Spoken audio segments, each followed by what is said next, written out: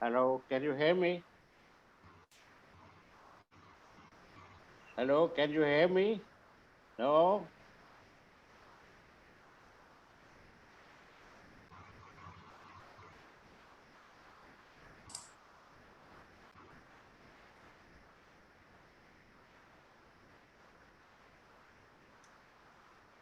Hello, can you hear me now?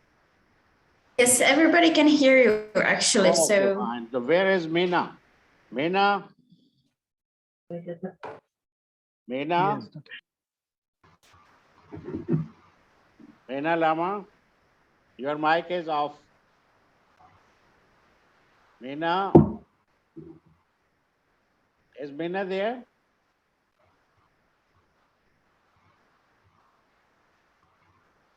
Okay, fine. Just we started. If everybody is here, then I give the floor to Alshibata to start with the presentation. should I start now, or are we waiting for somebody else? I don't think so, because it's already, we are getting late, isn't it? Okay, but I'm not able to it's share my 2:15, screen, yeah. so Yeah. okay. Can you allow me to share my screen? Yeah, you can. I rather make you the host, so you conduct it, okay? Okay, Wow. thank you.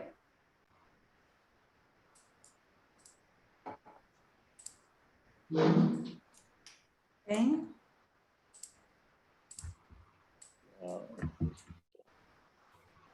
Yeah, it tells me that I'm a host, but I'm disabled to share my screen. I don't know why. No, just a minute. Here you go. Okay, I got it.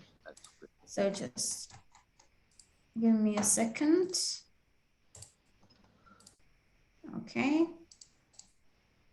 So hopefully everybody can see my screen right now. Can you confirm that for me? Yes, perfect. So I would like to begin because I know that we are running out of time. So I would like to start, and I would like to. Oh, there is somebody in the room. So yeah. And firstly, I would like to introduce myself. So my name is Alžběta Horáčková. Nice to meet you, all of you. I'm the part of the team from the preparations for the General Conference ICOM Prague 2022. And my concrete agenda is I'm the main contact person for the international committees. I'm also working with the national committees, and I'm the main coordinator of the offsite meetings, which are the meetings for the international committees, fourth day of the conference outside of the main conference center. And I would like to today present you the preparations of the 26th ICOM General Conference, and tell you some more details about the program, about the visual identity, about how to attend. So I would like to start with a visual identity, which was made by the graphic studio Colmo, which is one of the best known and well-known and best graphic studios in the Czech Republic. And they are usually working with the museums, with the culture institutions. They are doing a visual identity for institutions, but also for the events. And they made concretely Mr. Robicek made for us the logo and also the whole visual identity. You can see the logo vertically on the left side icon. The letters have their concrete meaning. So it means that I was made in connection to the base and general logo of International Council of Museum. C is connected and devoted to contemporary. Then we have an O as a ground plan of Star Palace, but also as a main shape of the Cubism. But also it can be devoted to Benzencourt in connection with museums of natural history, of nature, etc. Then we have the last one, M, which is Martina Slemanova, main favorite, because Martina Slemanova, she is the managing director of IVCOM Prague 2022.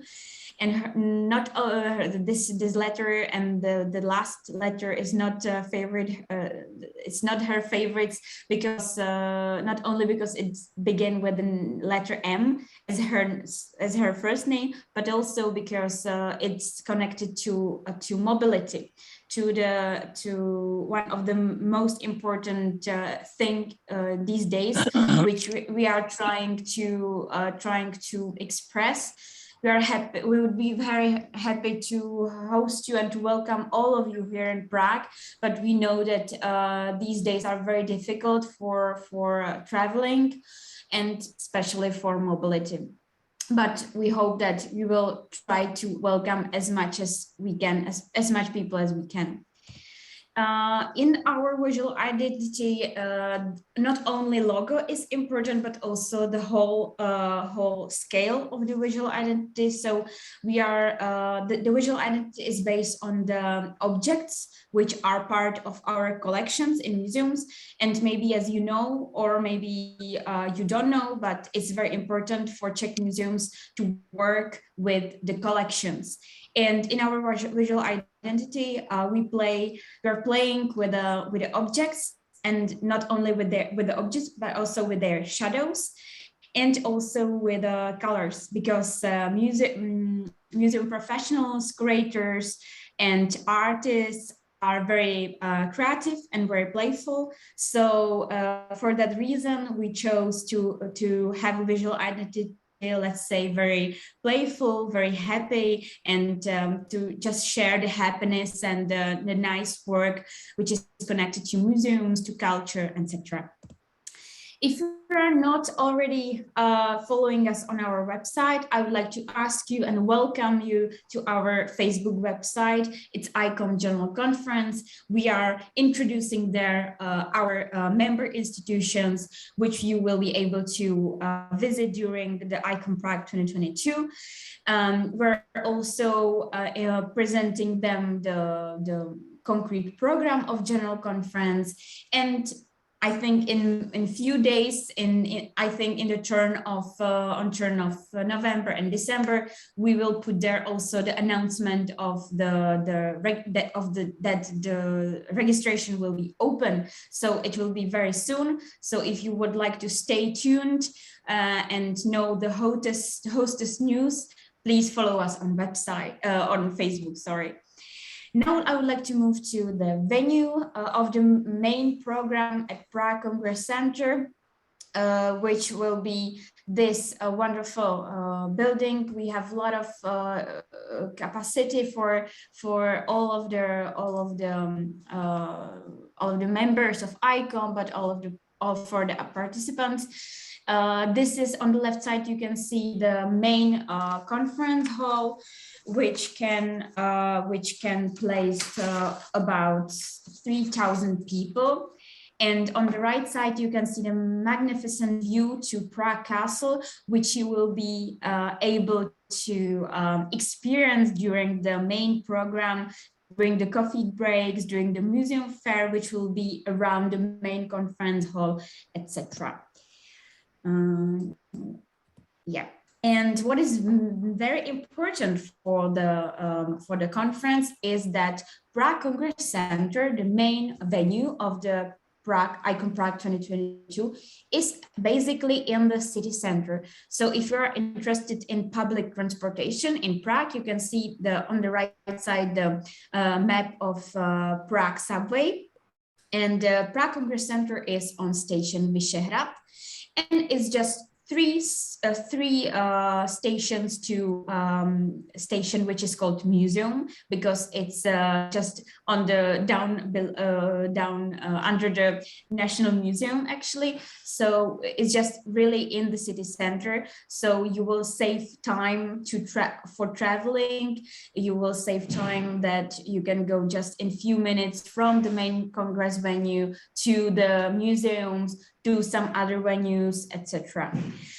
So it's really easy to just move around the Prague with the Prague subway. And the good news for you is also that the ticket for the public transport for whole week, for whole conference will be included in the registration fee. Speaking about accommodation, we have really great hotels in different levels, different charge, which are very close to a Prague Congress Center. For example, 10 minutes walk from Prague Congress Center, you can find a lot of different accommodations. Also, if you, we will give you some advices, some different tips for the accommodation. You can find it included in the register. You can find it during the process of the registration on our website, which, as I said, will be open probably in turn of November and December. Just shortly to introduce you the main program in the Prague Congress Center. So as I said, it will be from the 20th till 28th of August 2022, and few days, day 0 here will be just for the members of the chairs of international and national committees. There will be advisory council meeting and some others meetings which are not really open to whole public, but for those who are not, let's say, members of this advisory council meeting, etc., we prepared pre-conference program where the tours, guided tours around the whole Prague. We have different topics of these tours, so you can be part of these tours, and you will definitely spend some great time in Prague to get to know our capital city of the Czech Republic. And also, for example, the National Museum of Agriculture, they are preparing some cooking classes. So if you're interested in cooking and you would like to get to know what is contained in the Czech cuisine, you are really welcome to join us for some cooking classes and other program. And then we have day 1, day 2, day 3 of the General Conference, which is the main program, which will be in the Prague Congress Center. There will be always the speakers, the roundtables, then the panel discussions of the main topics, which I'm going to introduce you in a minute. And there will be also committees meetings. And what is very important is that day 1, day 2, and day 3, which are the days of the main program in the Prague Congress Center, will be hybrid. So if you will not be able to come in person to Prague, you will be able to join us hybrid. The registration fee for the hybrid participation will be €150. And for the in-person attendance, it will be €350 for IVCOM members.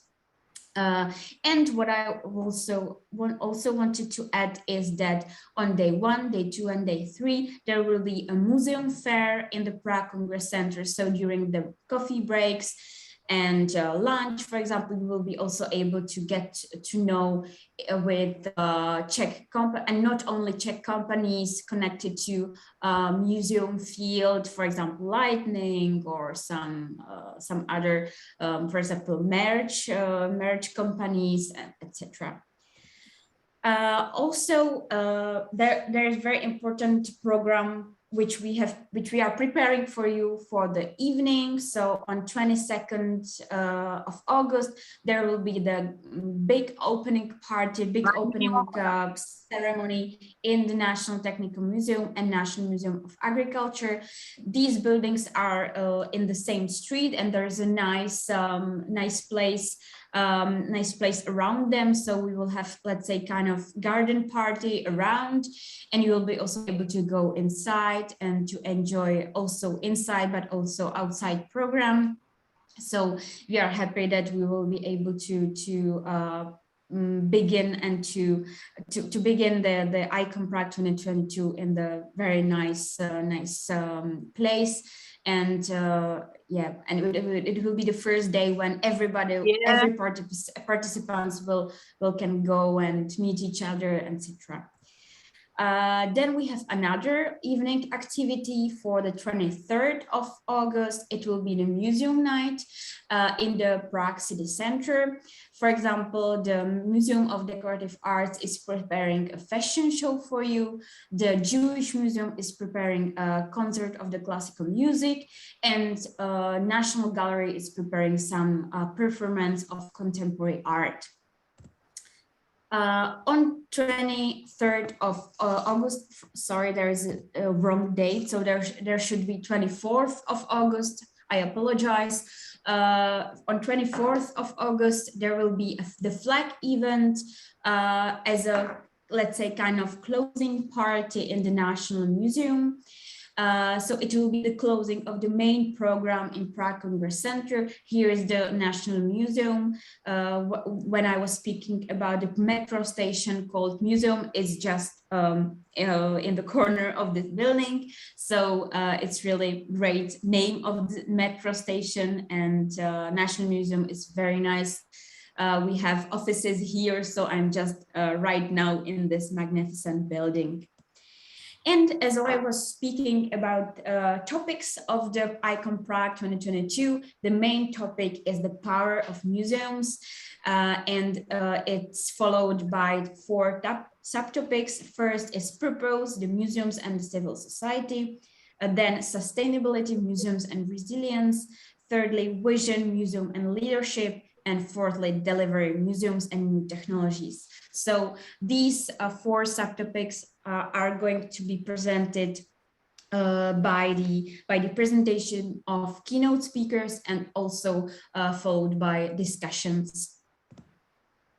So here we have the main program and the program of General Conference summarized here, the program in glance. So we will start on 20th and 21st August, where are the meetings of the executive board, the advisory council, etc. I was talking about this, and for those who are not members of these meetings, you will be able to get to know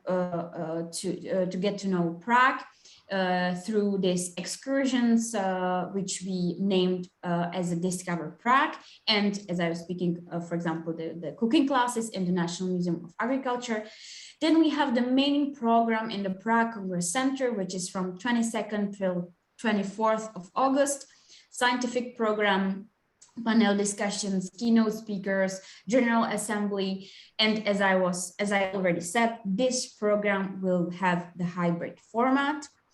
Then on 25th of August, there will be the offsite meetings for the 32 international committees, which are going to be held in the Prague museums and surroundings. This is the main agenda which I'm responsible for. And then we have a 26th of August, which are the excursions. We have prepared for you 40 excursions around the whole Czech Republic, which are already on our website. So if you're interested in, just go to our website, ICOM Prague 2022, and you can check it there. There have different topics, different focus to different fields of museology, from contemporary art to national history, natural history, to history, to museology, to science, for example. So I'm sure that you will find something which you would like to be part of it and to experience. And on 27 till 28th of August is a possible time for international committees, for different other national committees, for example, to organize their own post-conference tours, but they are in their program. It's not in the part, it's not a part of the main program of the conference. And as I said, the general conference will have a hybrid format. So from 22nd till 24th of August, the main program, which will be held in the Prague Congress Center, will be hybrid. We have already tested the hybrid format on our International Symposium 2021, which was in August, and it was a great success. It was really amazing to finally meet the people in person. And we have about 250 participants in person and about 800 people remote. If you're interested in this symposium, in the speakers, we have already presented there the topics and subtopics of the IVCOM Prague 2022. You can just go to this website, IVCOM Prague 2021, gcon.me, where you can still watch the lectures, the program, and you can just basically get to know the GCON platform, which is special platform for the conferences, for the hybridization. And we are going to use this platform also next year for the general conference. If you're interested in, you can definitely go to our website, to our conference website, prague2022.icom.museum, where you can find all of the details about program, about organizers, contacts to us. So if you would like to ask and you have something to tell us, for example, you just basically would like to know more about something, please contact us or check this website where we are going to put more and more information to satisfy all of the potential participants. And thank you very much for your time. It will be a pleasure to meet you here in Prague, to welcome you here. And as I said, if you have any questions, please do not hesitate to contact us. Thank you very much. Thank you for your time.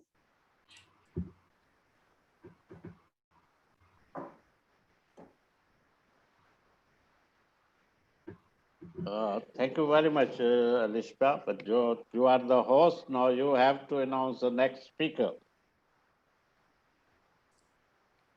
I have to announce next speaker? Yeah. Sorry. Okay. I'm not sure who is it or no. Zorina Zairaj. She is from Albania. Okay. Okay. Hello. Okay. So hello. The floor is yours, Dorina. Nice to see you. Nice to meet you. Yeah. Enjoy your presentation, and hopefully we will meet you in August here in Prague. Yeah. Thank you. Really, I really enjoyed while you were presenting what are the surprises attending all the participants there in Prague, and I can imagine that it will be a great and a successful conference for all of the participants, and of course it will be a challenge for the team organizers as well, because I know what does that mean. So organizing and have all this responsibility for all the attenders. So I wish you a very, how to say it, a smooth preparation for the upcoming conference. Thank you very much. Thank you. Well, thank you. Well, glad to be here with all of you. I'll try to share my presentation, which but I need to have the right to share it.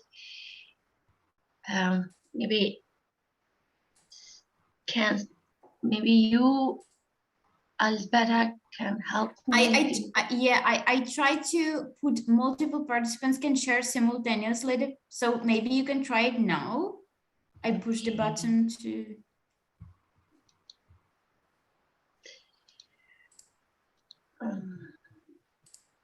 Yes. Does it work? I don't know. It just pleased up. Sometimes when I try to share both presentation and with the screen, the computer slows down. So I don't know what will happen next. Okay, it's okay. Do you see the presentation? No. No.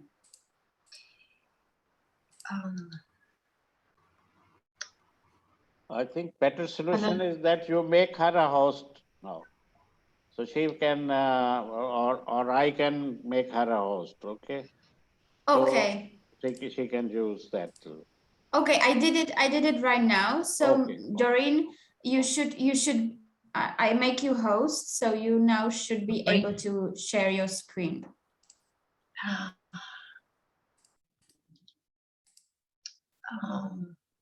Yes, something is happening. Okay, yeah, because it slows down sometimes, and I really don't understand why it happens. I see the sign that you has started screen sharing, but we are not able to see your screen, your presentation right now. Because I can in my screen I can see it as open.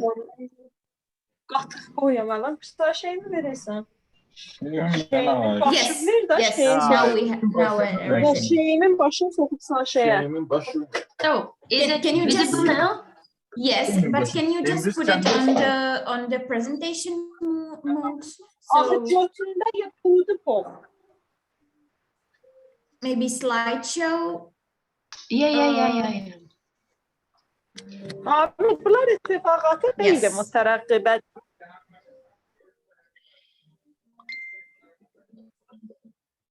Just a moment, because it slows down sometimes the computer, and yeah, it's loading. Yeah. No worries.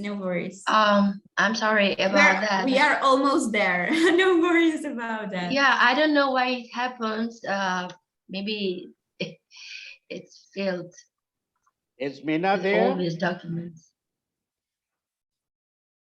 Yes, sir. Oh, if you want me, I can share. Yeah, you share with us.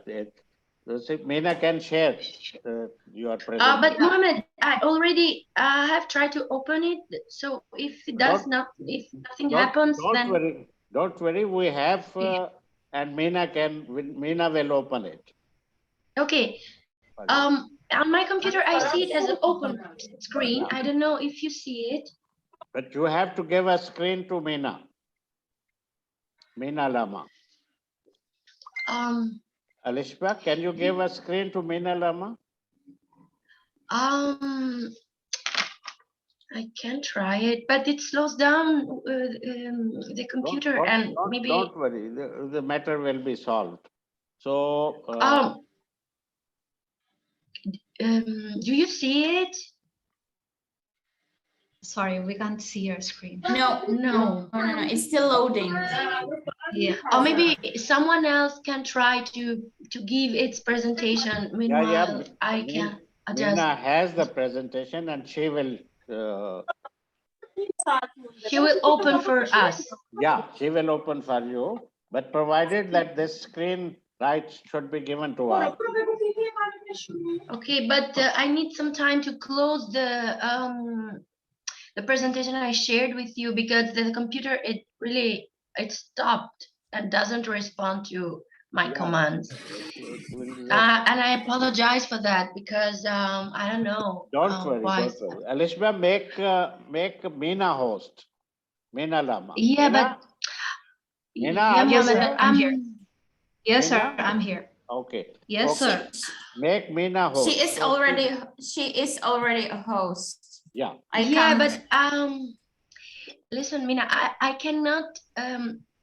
cannot click because it's frozen on my computer. I see it as frozen.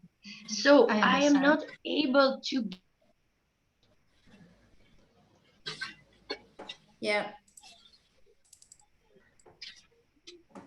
I think the problem was that she couldn't stop her screening, sharing her screen because her computer was frozen, so she wasn't able to do anything. So if can Mina right now maybe share it for her, Yeah. and I don't know. Sure, I'll try. Okay, okay. You gave me back the host right, so I will.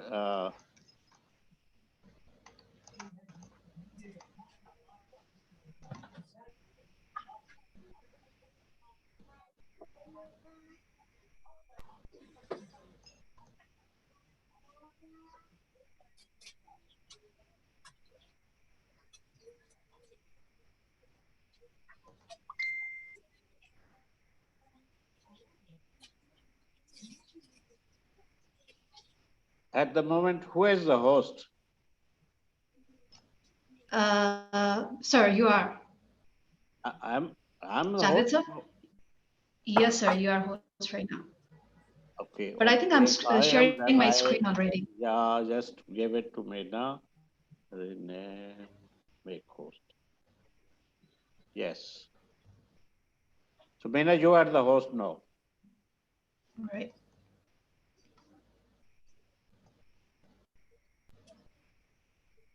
Okay. Yes, sir. Okay. So now do it.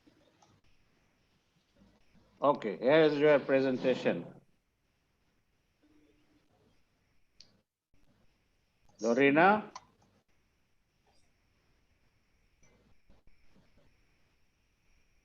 Can you see the presentation? I think she left. I think. Oh, maybe because her computer is frozen. Yeah, maybe. So what we do, we call next speaker so that in meantime she will come back and we will start again. So our next speaker is Anna. Anna, are you there? Yeah. Yeah. So so stage is with you. Are you hearing me? Yeah, you can start your presentation, please. Okay.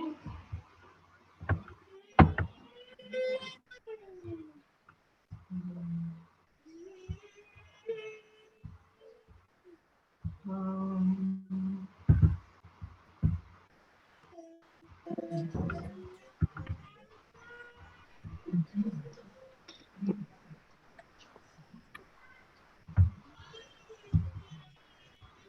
um, Yeah, that's great.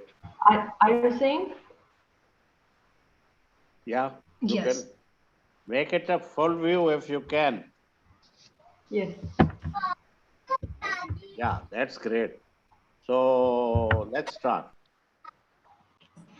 Okay, I'm Anna Kukhashvili, and my theme is Georgia Modern Art and Cultural Heritage. So there are early Georgian states, Kingdom of Colchis and Kingdom of Iberia, 600, 150 BC. There are antique major Greek colonies, and there are various Georgian states before being united its entire kingdom, 10th century, and it's Georgia today. So the Georgian scripts are composed of the three writing Yeah, systems excuse used me. to write the Yes. Asomtauruli, Nushkuri, and Khedruli. Although the systems differ in appearance, all these are unique. Alphabet's inventor was King Parnavas, 6th century BC. Asomtauruli and Nushkuri are used only by the Georgian Orthodox Church and iconography, and Khedruli is now the used script for modern Georgia. Georgian Asomtauruli inscriptions 430 AD, which were excavated at Saint Theodore Georgian Monastery in 1952 by Italian archaeologist Giulio Canio Corbonea. Via El-Kut is the southeast of Jerusalem, and there is policy inscriptions 494 AD and the Moche Gospel 14th century. Georgian script was granted the UNESCO Intangible Cultural Heritage status in 2016. There is the Night in the Panther Skin. It's a Georgian medieval epic poem written in the 12th century by Georgia's national poet Shota Rustaveli, an outstanding work of the Georgia Golden Age. The poem consists of our 1600 Rustavelian corpus, is considered as a masterpiece of the Georgian literature. Although the poem takes place in the fictional settings of India and Arabia, events in these distant lands are but a colorful allegory of the rule of Queen Tamar of Georgia, and the size and glory of the Kingdom of Georgia in its golden age. It tells the friendship of two heroes, Artandil and Tariel, and their quest to find the object of love, Nestan Darajan, an allegorical embodiment of Queen Tamar. And in its picture, Rustaveli presenting Queen Tamar, his epic poem, Night in Panther Skin, illustrated by Michal Zich. There are Rustaveli bustes in Villa Borghese Park, Rome. Excuse me, Anna, can you switch on your camera? Excuse me.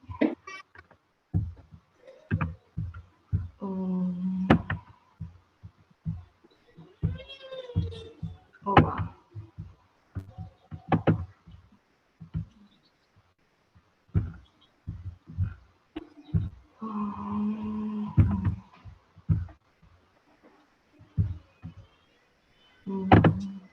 Sorry.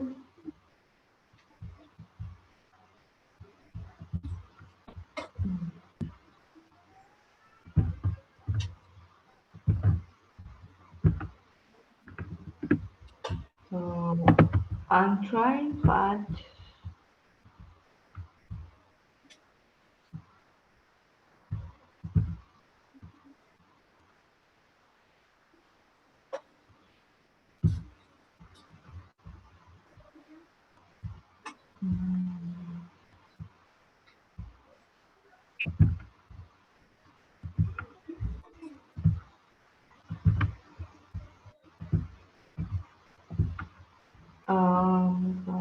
yes. Are you seeing me? Yes, we can see you. Oh, I think every time you put on your screen, we can't see you. Yes, it stopped. All right.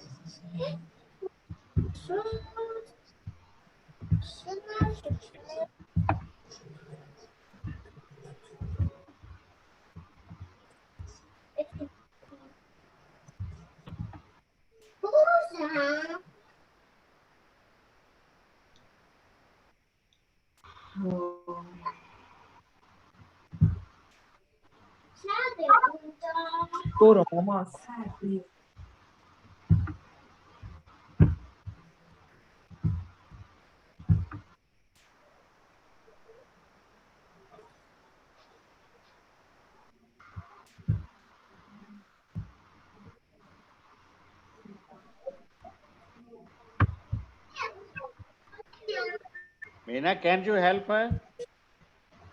Sir, I'm trying, but I can't actually, help her with this screen. Because there is only option for stopping the video. There is no any other option for, putting our cameras.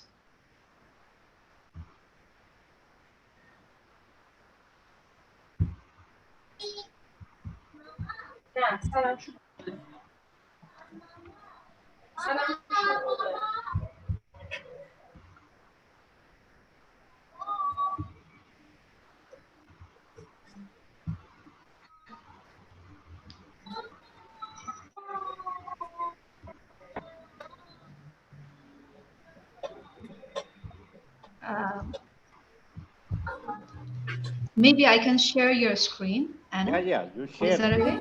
Please. All right. I'll try sharing your screen so that you can be on the video.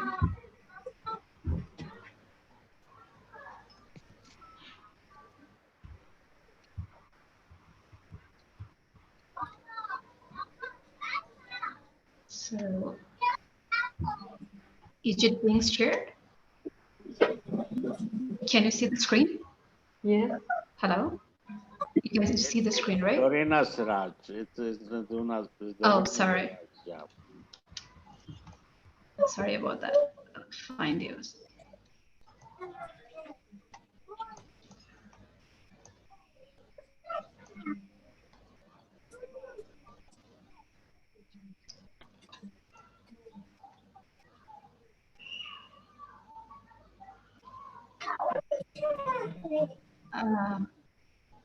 Could you tell me the title?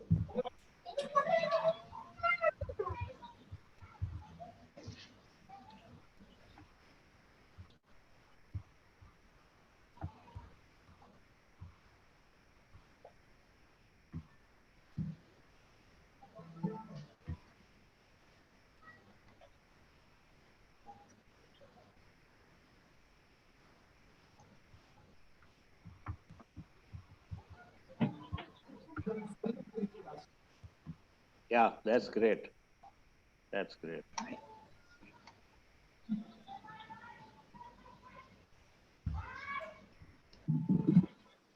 So next slide.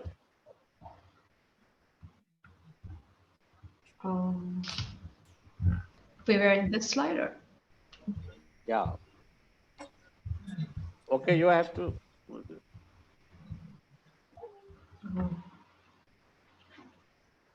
Yes, I can see nothing. Sorry, can't you see the screen? I'm looking at the. I can see the screen, so you have to change the slides. All right. Next. More? Please let me know where to stop. Yeah, minute. Right. Slide is not changing. It's static, you see. Oh, it shouldn't have been. Yeah, now you are there. So you maybe start from beginning and then she can tell you where to. Sure.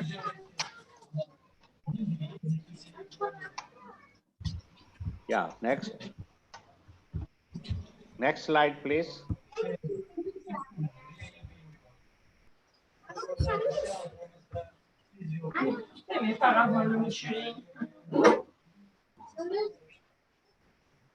Are the slides moving? No, it's not moving.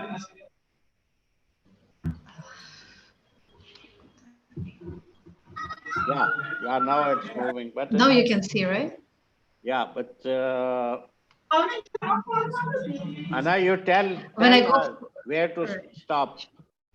Sure. It was Sure. 6 Hello. page, but I can see only the white background.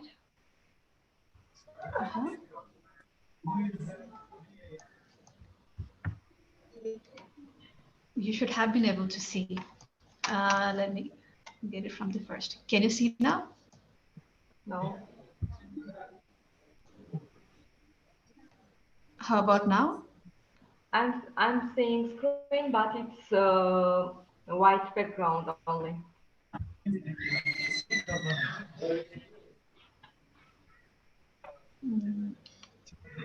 I don't think we should I can have see any the problem. screen. I can see the screen. All right. You can see the slide changing, right? Yes, it's Yes, changing. yes. Now, Anna should tell us which slide number. There are slide number on the sides. So which slide number she should fix? Yeah. This is the 6th.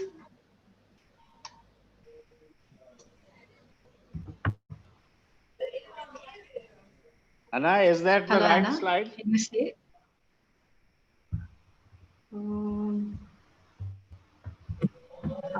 Sorry, I see nothing.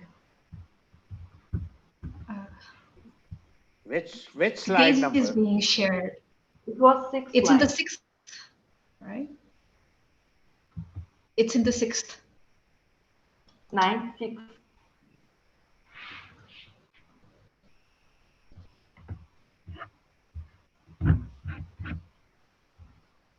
Can you see?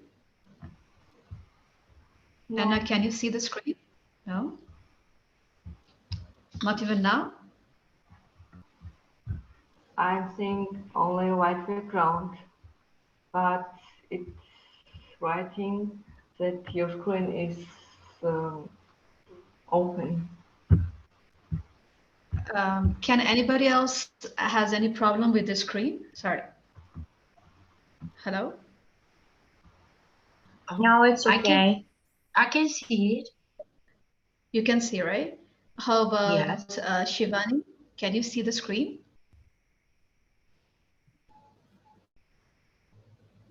Aditya, can you see the screen? Yes, they're saying yes. Oh, yes, we can see the screen, but which slide All right. she wants to Oh, on screen? it's already in the 6th. Yeah, Anna, you just speak on. Just speak on a slide to see. Hello? Yes, sir. I can see in the screen. Yes, sir. You can see the screen, Shivani? Okay. Okay, Anna. Yes, sir. Are you seeing the screen, Okay. Anna? No, I'm. Can you see? No? I can't see. You don't. So I think what, Anna, what you can do is, I think everybody can see, but there might be some technical problem in your computer. So you can let me know and I'll change the slide for you and you can use your own presentation, Is that okay? Okay. Right. It's fine. Don't be, like stressed. Everybody can see it. It's just there is some problem with your screen, I guess, because every time you put on your video on, Yes. other cannot see your, screen. So, are you stressed? Okay. If you want, you can take a break. I will. Anna, you open your presentation in a PowerPoint. Just open your presentation. I will speak, and you can turn it to next slide. Yeah. Right. So we are in the 6th right now. Yes. Okay. It's 6. This is Shota Rustaveli boost. Are you seeing?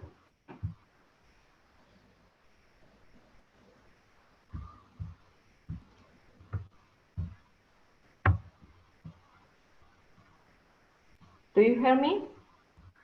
Yeah. We can hear you. Okay, this is in 6th slide. It's Shota Rustaveli boost in Villa Borghese Park, Rome. There is a Shota Rustaveli fresco in Jerusalem, Saint Cross Monastery, and Shota Rustaveli statue in Georgia, Tbilisi. Please, next slide. Yes, we are in the next slide. There are various illustrations of the night in the panther skin, Sarkokopuladze, first Lado Gudiashvili, Irakli Toitze, and Mamuka Tavakalashvili. This is the first illustration in 17th century. Next, please.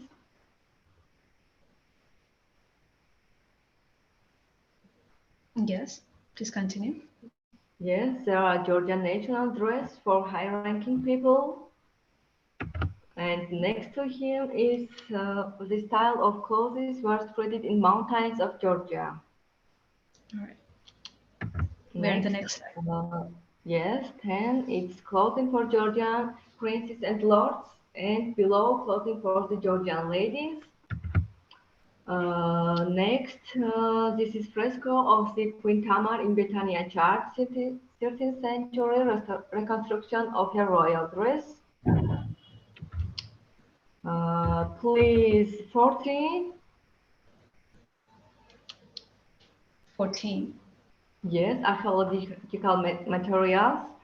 Right is lion statue, Snorri BC, the second half of the third millennium. Left its explosives, Halgori treasure, BC 14th century. Right below golden cup, reality BC 17th century, and necklace with turtle image hanger, gold BC middle age of the 5th century. Next, please. Yes.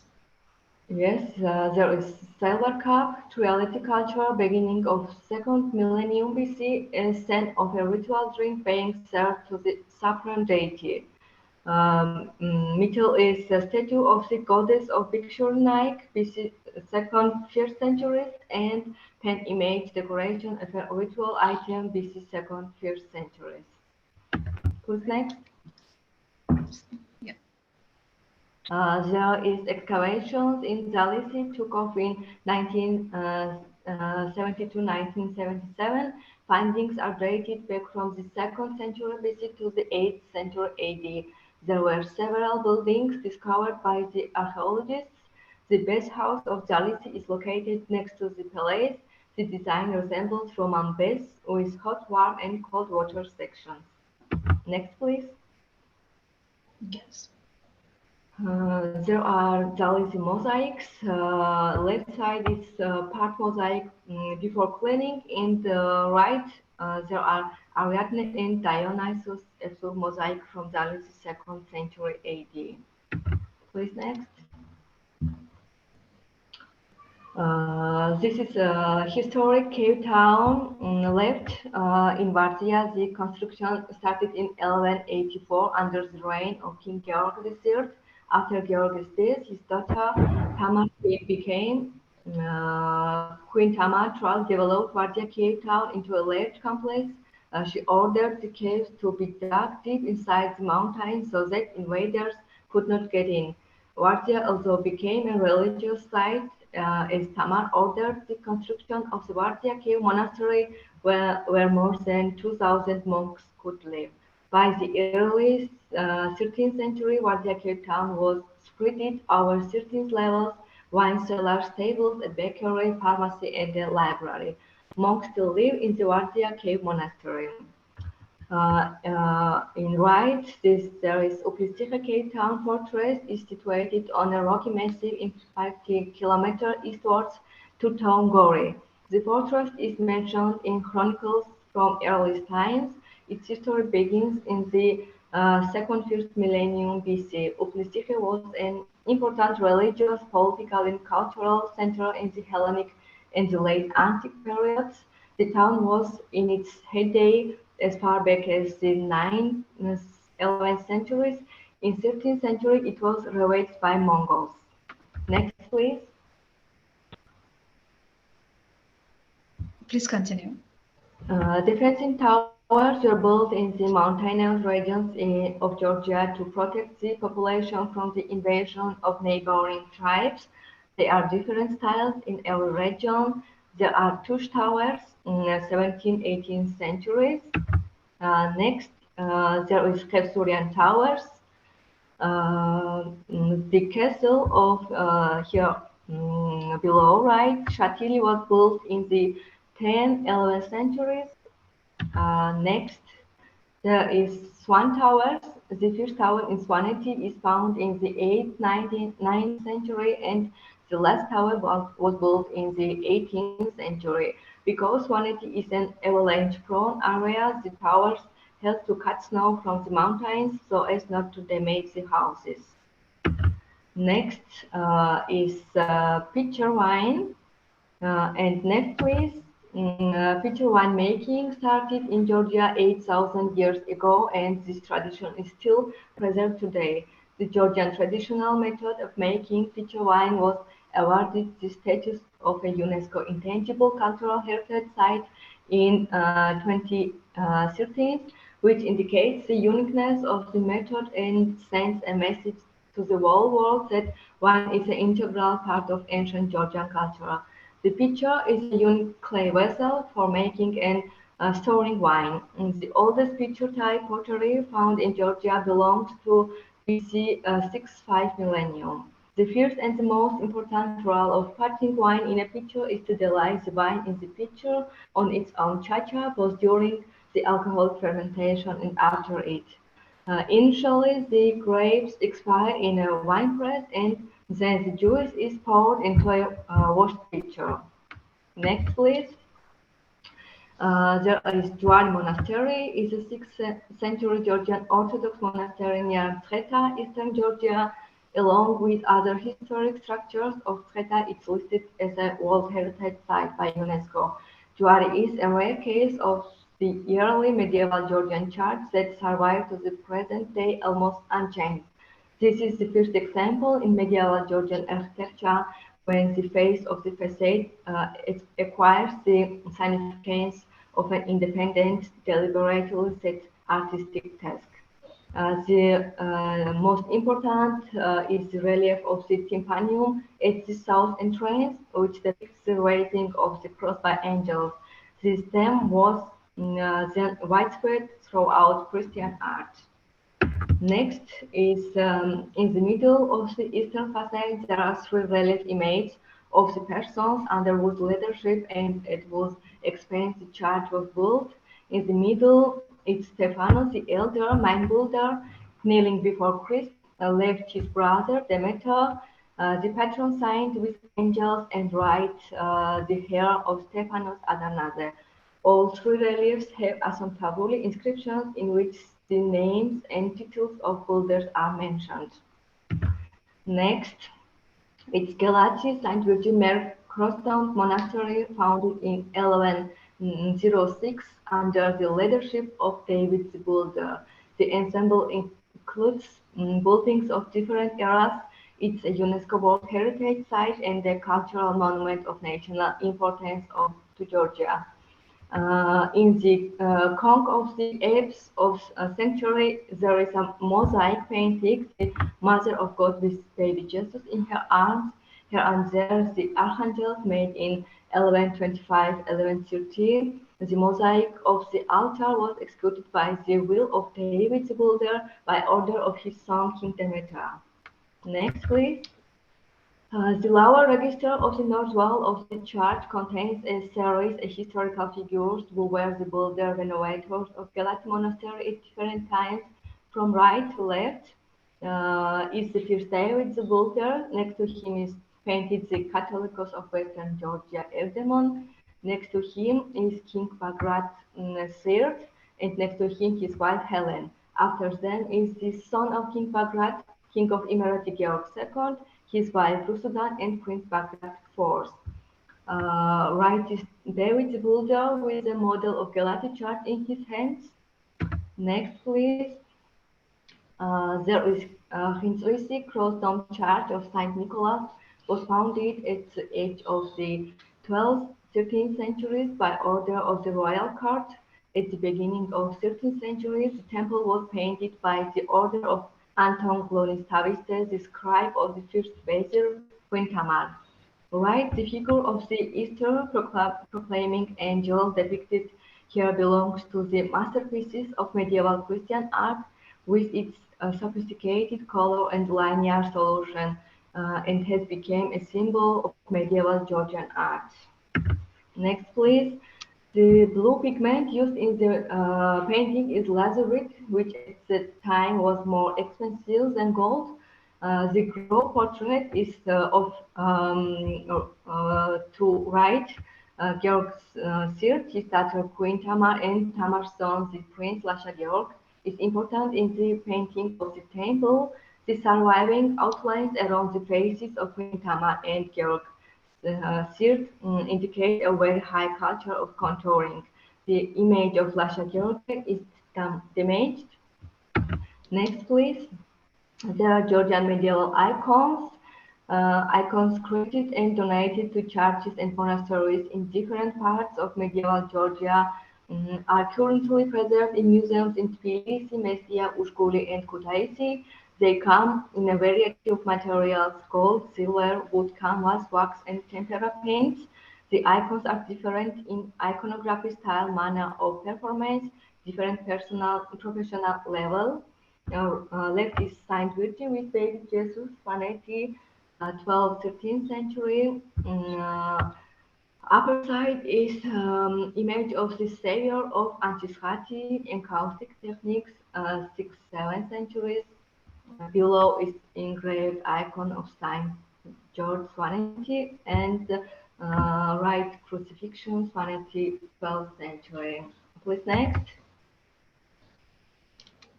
Georgian modern painter Eleni Akhlidiani studied in 1922 at the Tbilisi Academy of Arts. In the same year, as an academic fellow, she was sent abroad and continued her studies in the Colors Academy in Paris. Her first solo exhibition was held in 1926 in Paris. In 1927, she returned to his homeland. Akhlidiani's clear individuality and originality were revealed in all genres of his arts. Her contribution to the development of Georgian landscape painting is especially great. She painted pictures of Georgian nature, city landscapes, which are distinguished by emotionality, romance, rich colors. Right is winter in Tbilisi, and below winter in Signari.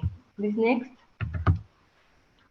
Left is Pasanari area, right below Guria Old House, and left below sketch of 30 opera ball masquerade costumes, 1940. Akhlidiani put a lot of effort into the development of Georgian scenography. She started working as a theater artist in 1928. She was staged 72 plays for Tbilisi and other cities in Georgia, as well as in theaters in Moscow, Leningrad, Kiev, and Kharkov. Next, please. There are her Parisian artworks, left corner of Paris and Paris Workers District. Next, please. Lado Gudiashvili was 20th century Georgian modern painter, graphic artist, theater, and film artist. Studied at the School of Painting and Sculpture of the Caucasus Society of Fine Arts in Tbilisi. In 1990, he participated in an exhibition organized by the Georgian Artists Society. From 1990 to 1926, he studied at the Ronson Free Academy in Paris. Participated in exhibitions in Paris, Belgium, America, and others. In 1922 and 1925, he held solo exhibitions in Paris. Gudiashvili belongs to the generation of Georgian artists who aimed to search for a national form in art. He was greatly influenced by the old Georgian wall painting and miniature. Gudiashvili is also known as a monumentalist. In 1946, he painted the wall of Kashweti Church below, which he was expelled from the Communist Party and dismissed from the Tbilisi Art Academy, where he had been teaching since 1926. Please next. Left is his self-portrait, right, St. Tbilisi, and below Pegasus. Next, please. There are his Parisian artworks, Amadeo Modigliani in Cafe Rotonda left, Parisians right, and below the fish Totschali. Next, please. David Kakabadze was Georgian modern painter, graphic artist, theater and film artist, art researcher, inventor. In 1916, he graduated from the Department of Natural Sciences of the Faculty of Physics and Mathematics of the University of St. Petersburg. At the same time, until 1950, he studied in the artist Dmitry Kavkaz's studio. Kakabadze spent 1980-1990 in Georgia. It was during this period that he finally developed his creative face as an artist with distinct features. Kakabadze lived in Paris from 1990 to 1927 and participated in the annual exhibition of the Society of Independent Artists. Right is watercolor series Brittany, and below his self-portrait. Next, please. Left is Imereti, my mother. Right, Imereti still alive, and below in 1924, Kakabadze created construction, decorative compositions, assemblies. And please next. This Soviet Union was a phenomenon of all kind of controversy towards modernity. It disregarded Kakabadze's innovations. Of the contrary, it considered Kakabadze's work as a violation of the socialist idea. His works from the Parisian period were considered formal in the Soviet space. Eventually, Kakabadze was forced to make a concession, and in 1936 he created the graphic series Ryan Hess to the right, and in 1940 15 pictures on an industrial themes. Below there is Red Mountain. And it was my presentation. Thank you for your attention and for your helping. Thank you very much. Meena, there is a guest in waiting room. Can you get them in? Thank you very much, sir. Anna. It's very excellent lecture, but a little bit disturbance it happens. So need not to worry about. But that you presented excellent presentation. So it's very knowledgeable and understandable. So I think if Dorina Zairaj is ready, then we can display on screen her presentation. Yes, hopefully someone, oh, Mina, please, could you share the presentation? Meena, can you? Sure. Yeah. Thank you. Okay, thank you. Please wait for a while.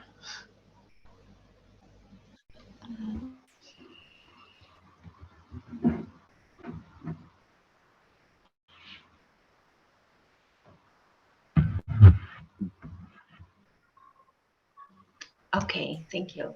Yeah. So it's okay. May I start? Yeah, you Yes, can please. start. Okay. Well, I will introduce some good examples how embedded the cultural heritage or archaeology or cultural material are embedded with the creative sector. Well, since some years, the cultural and creative industries are widely understood as important drivers for economic growth and employment as well. Especially in Europe, many policies are introducing culture and creativity to become core elements for the new strategies especially in sustainable and smart and inclusive growth. The creative industries are promoted as well as also as drivers for creating new jobs within creative sector. The term culture industry refers to industries which combine the creation, production, and commercialization of creative contents, which are intangible and culture in nature. Please put it here. The definition of a culture industry is it is related to, the definition of the culture industries and its related terms has been the subject of intense debate over the last few years. It is related to cultural forms that can be tangible and intangible. Here we have the fashion show of the outstanding designers of Domenico Dolce and Stefano Gabbana, European designers of the Alta Moda. For their collection of 2019, they were inspired by the archaeology, the ancient archaeology, and especially by the divines. And they drew the classical stories of Greek and Roman ancient mythology as inspiration for their creations. The alta moda and the haute couture has frequently used heritage as mean for inspiration in the creativity, even though it's not the first time that the past has turned to be a source of inspiration in the fashion sector. The designers from Dolce & Gabbana were inspired by archaeology. It's strange how art, fashion, archaeology are combined together, and the collectors and the designers look back very millennia before BC, where the Italy were colonized by the Greeks and brought their art, architecture, and culture to the Italian peninsula. In their creation of the haute couture of their collection, there is a confluence of civilizations which serve as a starting point for the collection, where they endured myths of classicism, and they brought for the collection ancient Greek and Roman mythology. Could you please go to the other slide, please?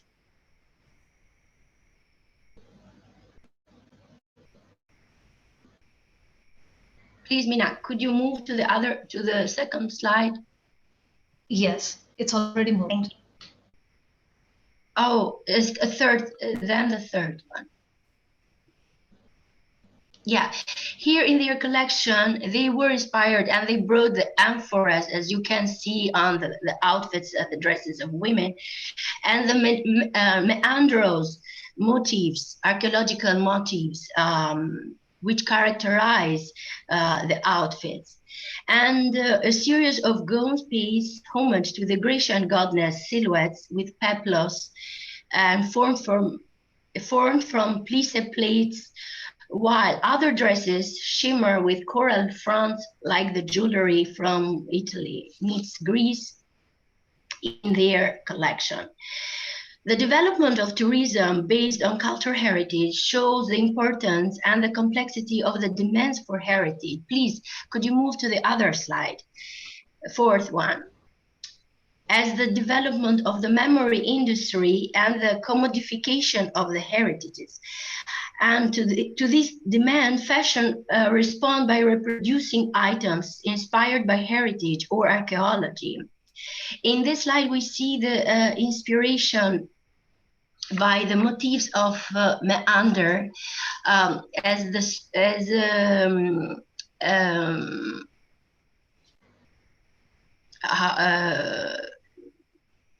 the pattern of meanders brought from archaeology has been used widely, even in the creative sector.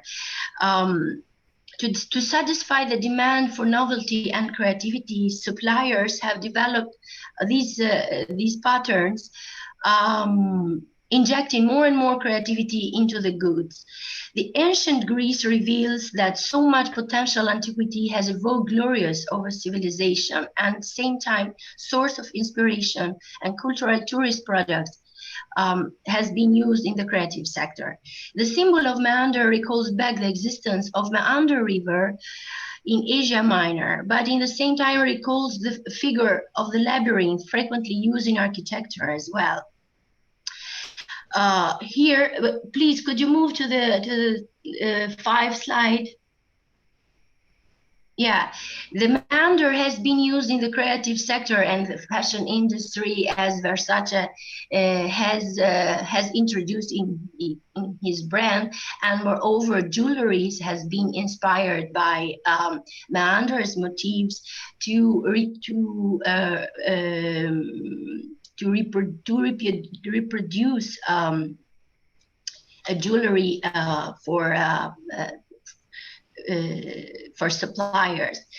So Please, could you move to 6? Okay. Here we have very lastly, in October 2021, I was showing that the Azerbaijan Museums has created a very outstanding conference, how their motifs of carpets could be an inspiration of heritage, of creativity. And actually the use of material culture, and especially certain patterns of Azerbaijan carpet symbols, were shown the interconnection, how ethnography and fashion relies together. So the designer from Azerbaijan, Rufat Ismail, presented 21 outfits, pieces in the Fashion Paris Week in October 2021. He extracted for this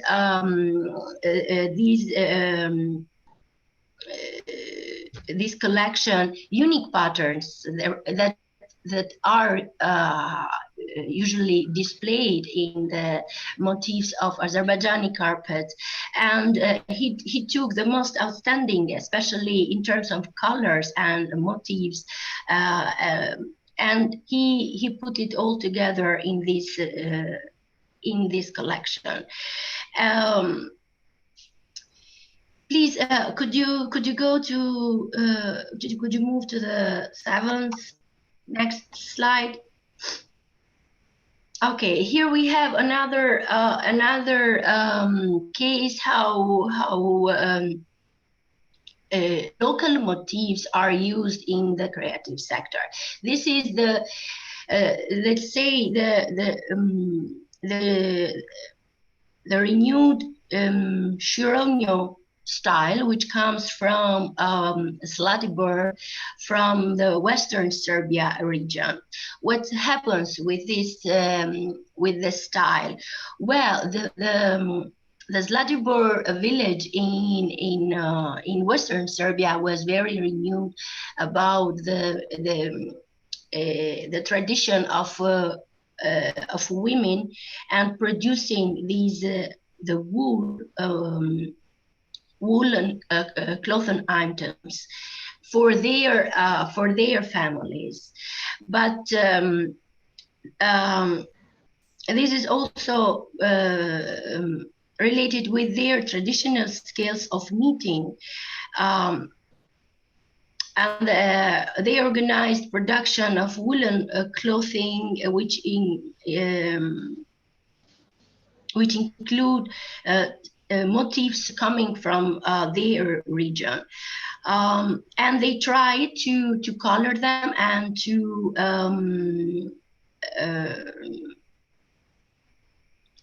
often grim daily life marked by poverty and predefined role in the patriarchal family. They used wool dyed in the mountain herbs, bark, and leaves. Their work were inspired by landscape and colors of mountains where they have been born and raised. But the story of the Shirogno style began in 1962, when the first exhibition was organized in order to show works of the women knitters from this small village and its surrounding. The collaboration of women crafts of the village with a designer, Dobrila Smiljancic, it was a notable Serbian fashion designer that came in this village to work with the women locals there. And this was the changing the fate of the knitters of this village. Her designs and motifs, based mostly on the natural beauty of the Mount Zlatibor region, brought new life to the tradition craft and contributed to the creation of an authentic fashion line. Sweaters, coats, hats, and scarves from the Shirogno quickly became popular at the fashion shows trade. And in the windows of many boutiques in Sweden, in Italy, France, and Japan. Fashion magazines around the world start writing about the Slatterbur needs and their skilled hands. And from that time, young artists and fashion designers, photographers, stylists have been always creating new interpretation for based from the Shirogno style and his story. Please, could you go to the next slide? Yes, I also brought here two cases coming from Albania, how small social enterprises are also becoming popular also here and rejuvenating, let's say, custom material and bringing them in the creative industry. One of those small enterprises is based in a region known called Leja, but it is inspired from another village not so far from here. This small enterprise is based in handicraft factory, and it was basically started in 1993. Their mission was the bringing back the old working and traditional crafts of a village of Zadrima in a more sustainable way, and also with a mission of preserving the local skills of weaving and combining them for utility, but expressed in innovative and in the traditional way. So the weaving of wool, silk, and cotton has been an integral part of Albanian ethnography. Thick woolen rugs or adorned with geometrical patterns, red and white table linen, are staples of Albanian life throughout the country. The team of working in this small enterprise that produce a creative sector is composed by local women that has been trained for to know how to produce them, and they weave the most beautiful fabrics. Most of the colors that are being used are green, is purple, silver, red, which are, let's say, the original colors used by the village of Zadrima. Within this small factory has been trained more than 200 women in craft skilling, which has turned this small enterprise as a creative laboratory for creative production. Could you go to see? Yes, these are some of their utility objects that are inspired by the produced handicraft, but inspired mostly by the local local inspiration of the Zadrima village. In the last slide, I thought I will bring another excellent example how traditional motifs, like you see in the bottom of the slide, there we used to or the women used to wear this kind of shoes. Yes, of course, probably inspired previously by the Ottoman Empire. And another small enterprise which is notable for producing in filigrane. They are inspired. They are producing several objects that combines traditional symbols of opinga. We called that opinga, which was the normal shoes worn by women during 19th century. This small enterprise is dedicated to preserving crafts and process the craft processes of silver, preserving the handicrafts of filigrane techniques, and bringing them in a more innovative way that can be sell and can be decorate our our home spaces. This enterprise is also aiming to employ more and more women and empower them with the skills of craft or of crafting the filigrane. So these were some of the examples I wanted to share with the audience here, and to see how many ways and inspirations from the past to not so far from 19th century, we can let's say the heritage serve as an inspiration for the creative sector, as a demand today for generating more jobs, for the youth. So this is my this was my presentation. Thank you. Well, Meena, Yes, are you sir. there? Yes, sir, I'm here. So thanks to Dorina, Siraj, it was an excellent presentation, and what a culture you have shown to us, and what a new direction you have given to this cultural object. So thank you very much indeed. It was very learning for us. So the next speaker, Zahra Abdi. Zahra Abdi, yes. Are you Yes. there, Zahra? Yeah, I'm here. Okay. It's now it's your game. Could you tell me Is the my title sound of your clear? presentation? Is my sound clear? Yes, your sound is clear. Okay. Could you please tell me the title of your presentation? My title is, please let me open it.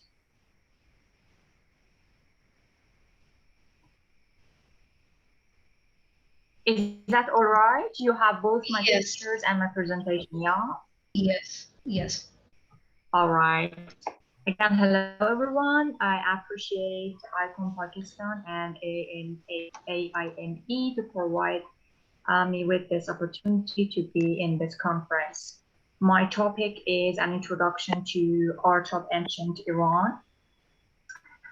Generally, when we talk about art of Iran, it's divided into two parts: art of ancient Iran and Islamic art of Iran, and I'm going to talk about the first part. As you can see on the diagram, let me please close this. As you can see on the diagram, it's divided to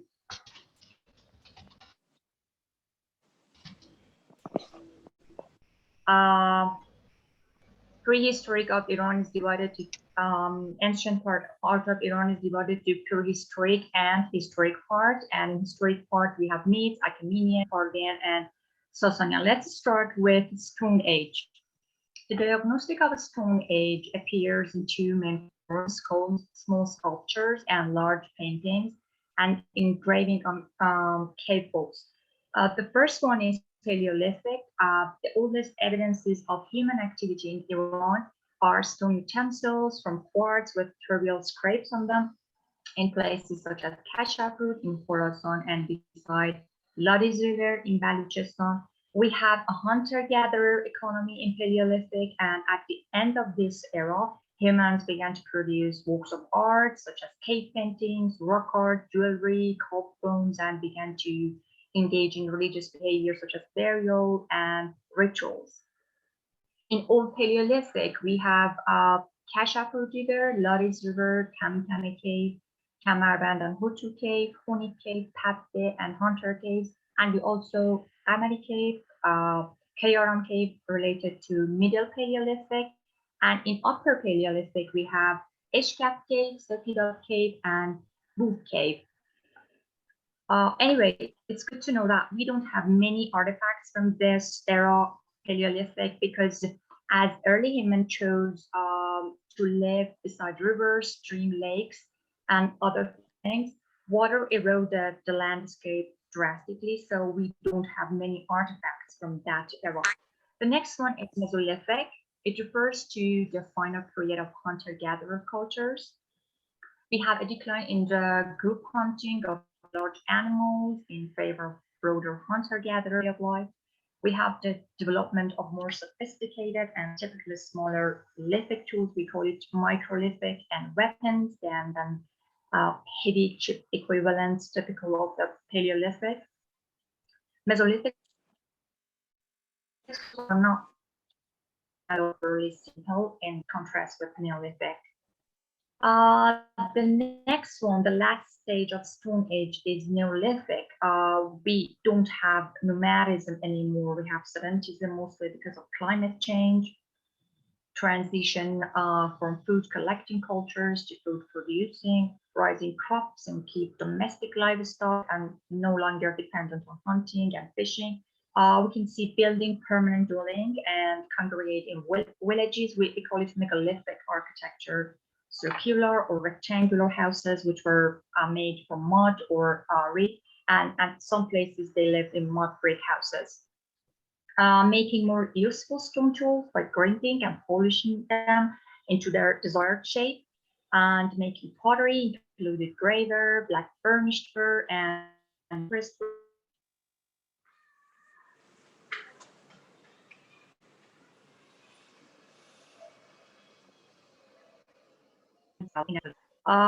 We have some archaeological sites such as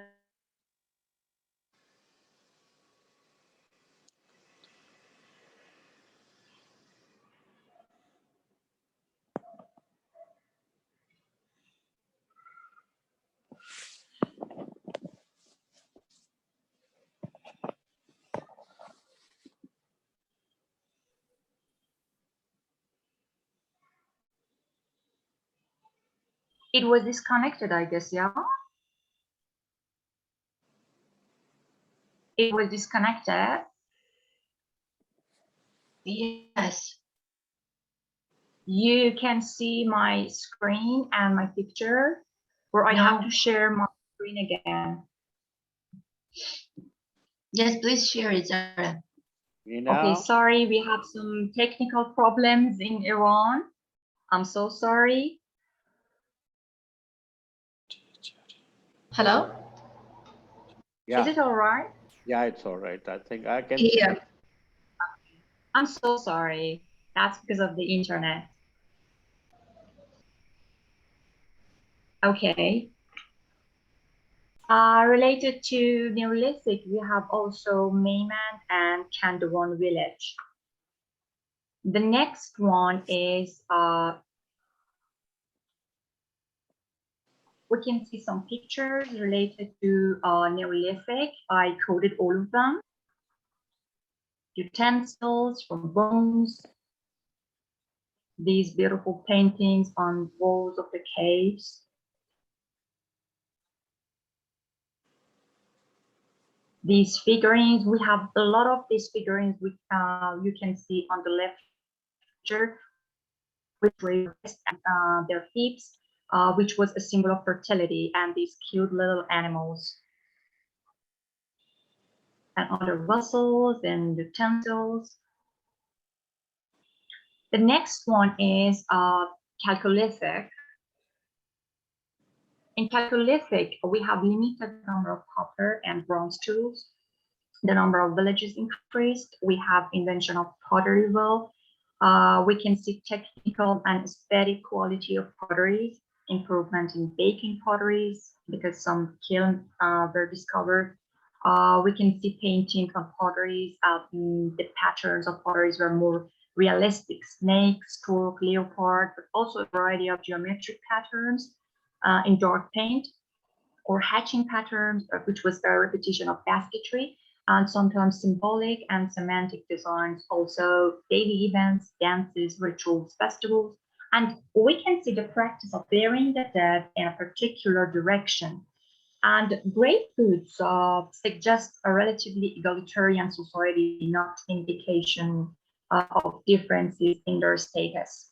We have different archaeological sites related to Chalcolithic, such as Huron or Godin or Hesar Hill, Ui Hill, Gian Hill, and Bokun Hill, which in this slide you can see some pictures, as I said, with some geometric patterns on them. Animals, birds, figurines, and these cylinder seals, which are really common in part of Iran.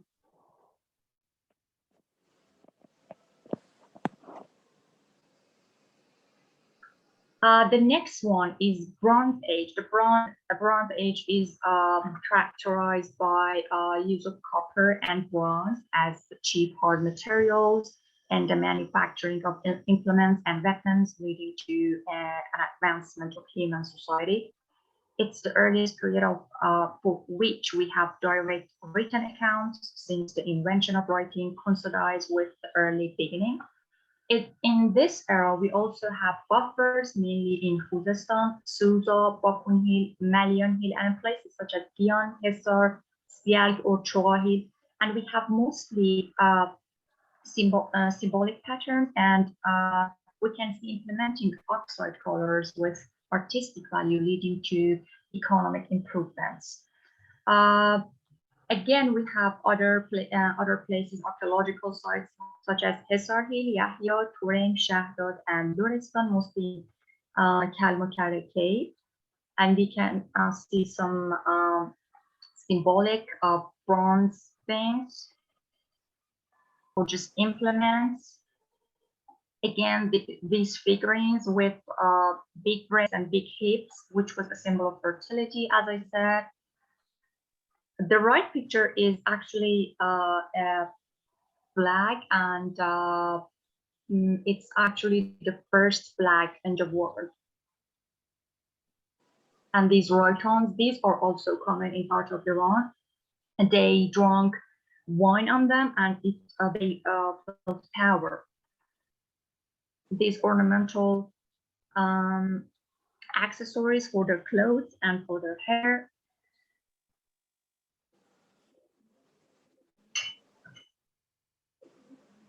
Knight, axis, and axis,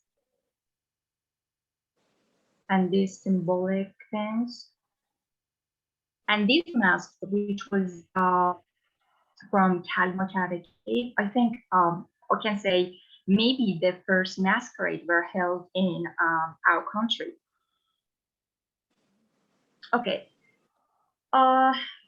When I want to talk about Iran civilization, which was the first important civilization in our country, I have to talk about other first civilizations such as Sialk, Suza, Diop, and Shahdad. Sialk actually includes 5 levels of settlements and 2 hills, northern and southern. Sialk is well known because of colored potteries made with pottery wheel and with black color drawing. The most important feature is discovering Proto-Elamite tablets from Sialk.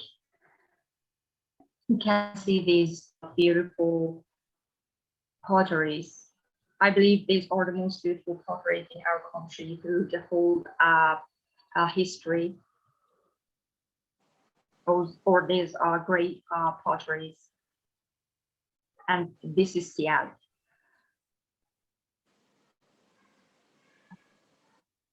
The next one is Suza, or we call it in Farsi Shush. Again, we can see these tablets or these seals, cylinder seals, as we saw another of them in previous slides. Or these beautiful tokens, which they use them in their economical affairs.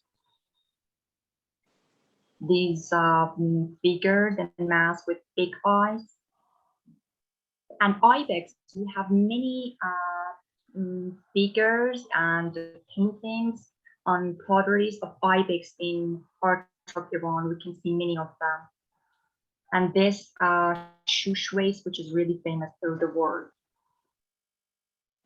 We have also, when it comes to architecture, we have also Chozambi and Hape, which is an Elamite complex and an Elamite city. I just took 2 pictures of them. this one actually a royal tomb, and it's just and speculate, but maybe this is the first arch in Iran. The next one is Giro. Giro is another old civilization which is really important in art history of Iran, and use of soapstone was really common in this place. We can see mostly, as I put the picture of that, we can see mostly snakes or scorpion or goat on all of their vessels. Really, I can talk about every artifact for an hour, but unfortunately, as I have a very limited time, all I want just sparking your interest. The last one is Shahr-e-Sukhteh, is another old civilization which was burned down 30 times before being abandoned. Shahr-e-Sukhteh is a great civilization which we have many great discoveries from there. For instance, this artificial eye, a hemispherical form with stripes of gold on that, belonged to a tall woman, and it's just over 2.5 centimeters. This is fantastic when you think they use artificial eye. And this is, it's considered the first animation of the world on the repetition of an animal on this earthen goblet. Okay, the next one is Iron Age. Iron Age begins locally when the production of iron or steel had advanced to the point where iron tools and weapons replaced their bronze equivalents in common use. In Iron Age, we mostly talk about myths, which after Elon is another old civilization. Actually, myths were a branch of Aryan immigrants, but as we don't have many things, I mean, written documents, we don't have as many information to reconstruct their civilization. So now we can talk about just myths. I can just mention them. There are lots of information that we don't have time to talk about all of them.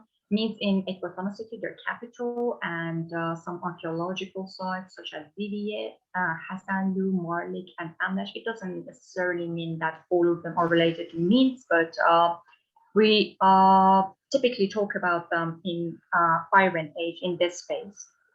I just put some pictures from these 4 archaeological sites. It seems they were wealthy, and the most of the artifacts we have are just gold. The right picture is really cute, and I like it. It's called Hassan Lovers, 2 skeletons which were kissing each other.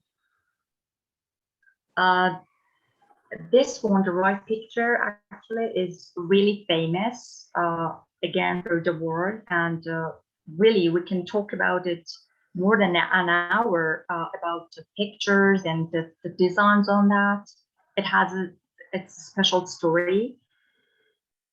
And this swastika in the left picture, this swastika necklace, and another gold cup, which is really famous, and other artifacts related to Amlash, this bison, I guess, which is in LA Museum.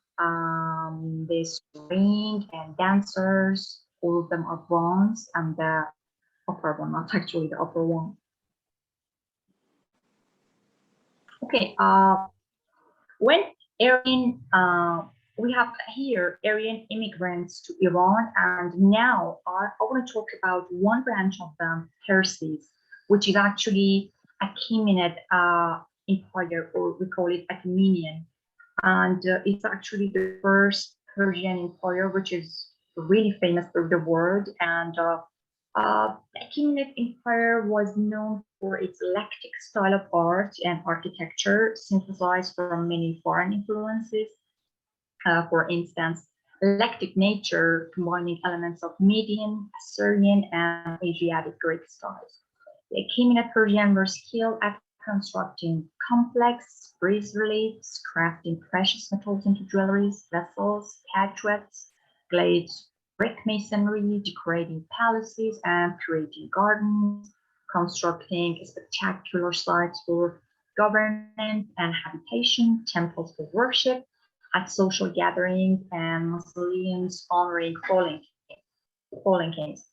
The ceremonial capital of Achaemenid Empire was Persepolis, which preserves the taste of ancient Persian architecture, and it's actually known for pillared octagonal hall and decorative complex sculptural relief.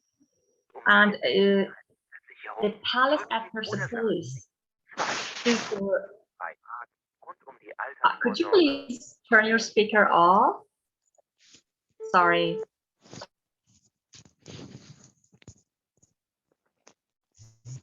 The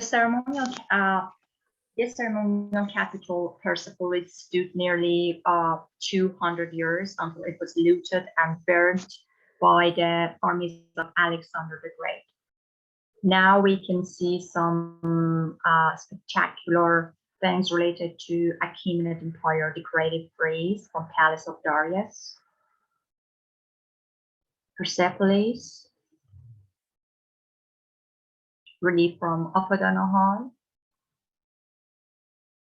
tomb of Cyrus the Great, which is really famous through the world. Cyrus the Great as a winged guardian figure, gold chariot, bracelet from the Oxus treasure, and the ceremonial vessel handle. The next one, Parthian Empire, which actually had two phases, the Hellenistic and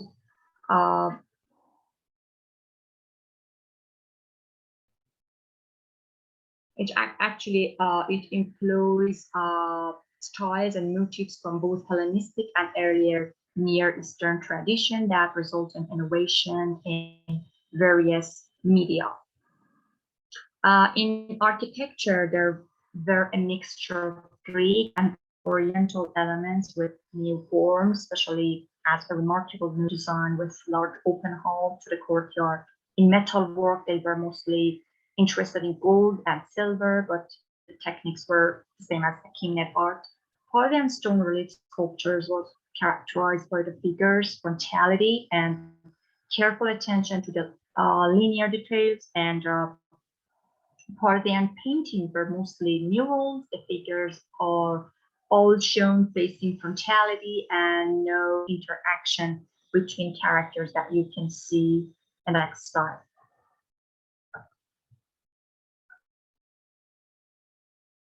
This is actually Temple of Anahita. Monuments from Hatra, a relief and a bronze statue from Parthia, statues from Hatra, and this beautiful wall mural.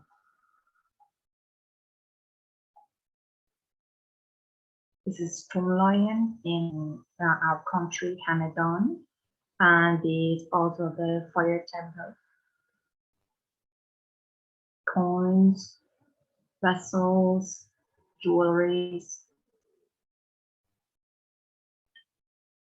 And the last one is Sassanid art. It's actually before the Muslim conquest of Persia. We have Sassanid art full of elegance and subtlety, harmony, and balance in all of their artifacts. The Sassanians were greatly interested in building, constructing cities, palaces, towers, fire temple, Avon, as we say for Farsi, and fortification, mostly from brick and various types of stone. Actually, Sassanid art had a strong influence on the Islamic art of Persia. Arches are one of the most characteristic elements of Persian architecture, especially in Central Asia. The grandest building of Sassanid architecture were very large palaces in brick with high vaulted halls, that were important in the development of the A1 in Islamic architecture. Unfortunately, we don't have enough time to talk about all of them. The Sassanids further developed the walls and arches used by the Parthians, usually with a large opening to one side of the hall in A1 style. The Sassanids built numerous new cities during their dynasty with elaborate planning. Many of them are circular, mainly as a defensive tactic advantage, and more were rectangular. Cities such as Firuzabad, Bishapur, and we say Dondi Shapur or Gondi Shapur. Stone relief were probably greatly outnumbered by interior walls and plaster, of which only fragments have survived. Freestanding sculptures are fewer than in Parthian art, but the colossal statue of Shapur is actually a major exception. Sassanid metalworks were high-quality silvers with engraved or embossed decoration from actual repertoire of mounted kings or heroes and scenes of hunting, combat, or feasting, often partially gilded. Glasses, presumably for wine, decorated with dancing girls and relief. Sassanian glass seems to have been available to a wide range of the population. Technically, it's silica soda lime glass, characterized by thick glass blown vessels, relatively sober in decoration, avoiding plain colors in favor of transparency. You can see in the next slide. And the decoration usually consists of solid and visual motifs from the mold with ribbed and deeply cut facets. About their architecture, this is actually Naxxos Prague Castle.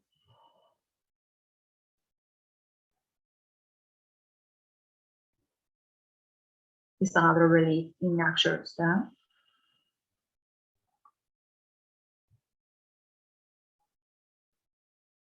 It's a colossal statue, which we talked about that, of Shapur, the Sassanid king. And this is the coronation of Erdogan. I love this one. Actually, it's related to Togabustan. And early from Shapur parade in Naxxos. And their metalwork, it's actually some type of their metalworks, which is really fantastic. And their glass door, and the body of the vessel. And finally, some of their coins.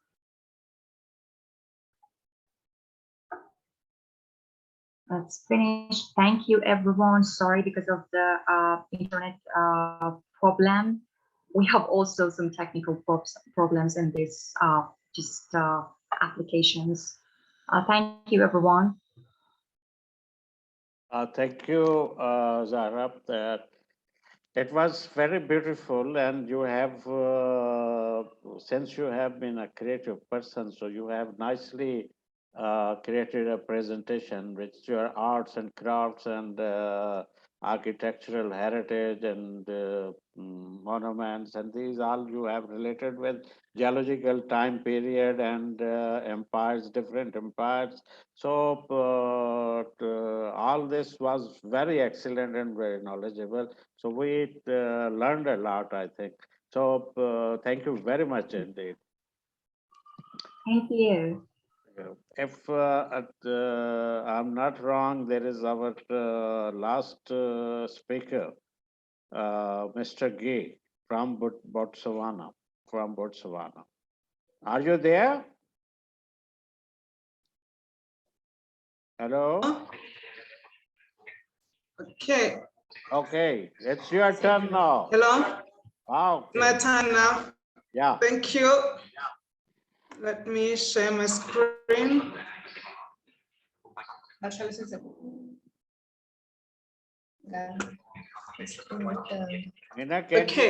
my screen visible? Yeah. Can yeah.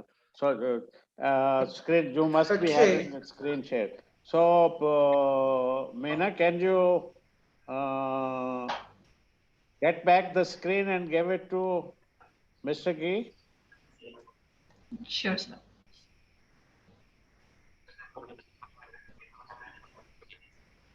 Could you please check?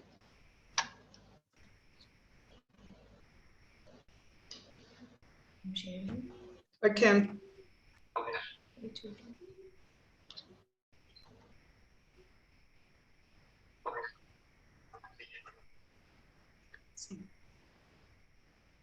It's the opening. Skip the kids. Okay.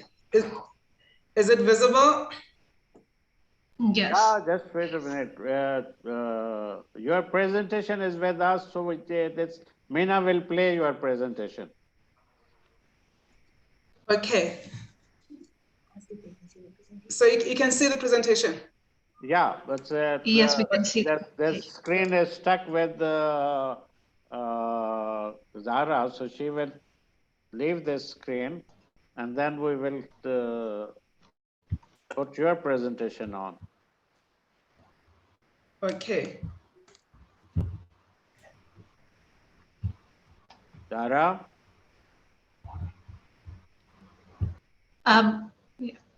Yeah, that's it. Yeah, but great. So here are you. Okay. Yeah. Hello, everybody. My name is Huabane Jimunsu. I'm an ethnology curator here at Botswana National Museum. But just to let you know, I'm a totally blind curator. So just in case you hear some sound in the background, I'm a screen reader. I also have a colleague here with me. Okay. Then first and foremost, I would like to thank IVCOM Moldova, IVCOM. Am I visible? No, it's okay. You are going fine. Yeah. Okay. Okay, no problem. Okay, first and foremost, I would like to thank IVCOM Moldova, IVCOM Czech Republic, and the IVCOM Family Forum for giving me this opportunity to present on this great conference on art, culture, and heritage. Today, I'll be presenting on art collections of Botswana National Museum. Let me start by sharing with you a few facts about the country, Botswana. Botswana is a country located in the southern parts of Africa. It has a population of about 2 million people. It has about 12 different ethnic groups. Its landmass, though, is equivalent to the size of France or that of the state of Texas in the United States of America. So Botswana National Museum was established by an act of parliament in 1967. It is a multidisciplinary museum with 3 collecting divisions: the ethnology division, the archaeology division, and the natural history division. So the museum has collections from different ethnic groups across the country. With those remarks, I would like us to look at this slide on the background of Botswana National Museum collections.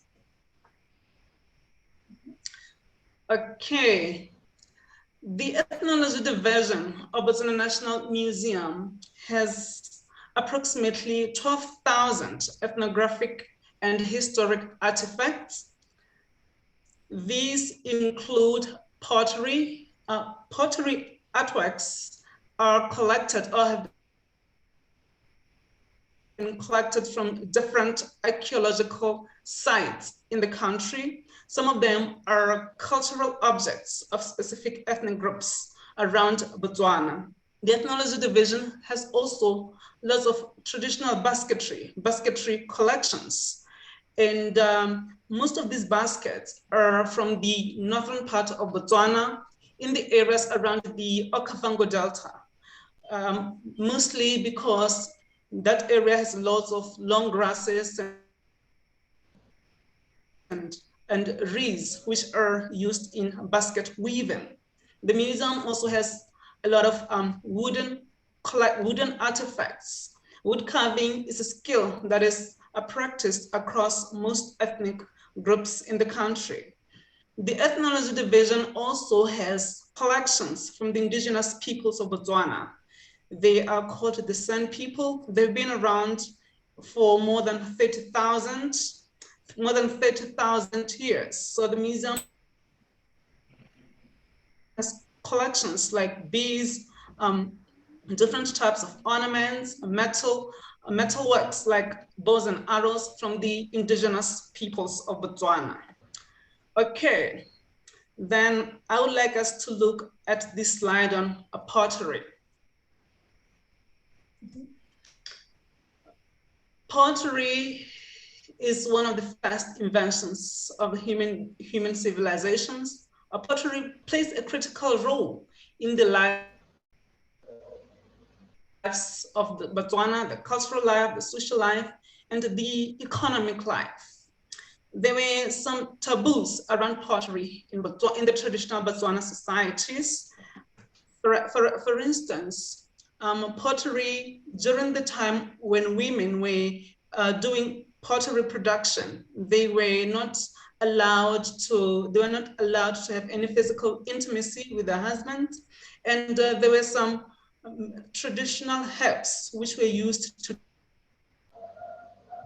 clean. Let's say, in case a visitor comes to see the potter, by the time the potter is working on pottery, there was some traditional herbs which were used to cleanse that person. They had to wash their hands. That shows how Botswana culturally respected pottery.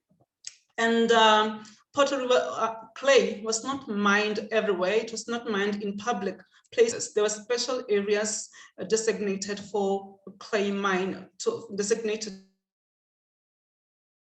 to mine for clay mining. Okay, and then here we have some clay pots. Clay pots played a critical role in the lives of Botswana. Clay pots were used for different functions. They were used to store water. They were used to store traditional beer. They were used to brew traditional beer. Botswana National Museum has a variety of clay pots. They differ depending on their size, they differ on motifs. These differences are respective to the ethnic groups which the clay pots have been collected from. Clay pots were also used for healing purposes. For example, in traditional Botswana societies, kids with moms will stick their head inside a particular clay pot, and then they'll sing a specific song commanding the moms to leave. And then afterwards, they will turn the clay pot upside down. And then after a while, they will recover from that condition. Clay pots were also used to store traditional medicines. For example, in the traditional Botswana society, but some communities practiced rainmaking ceremonies. So these herbs were stored in clay pots.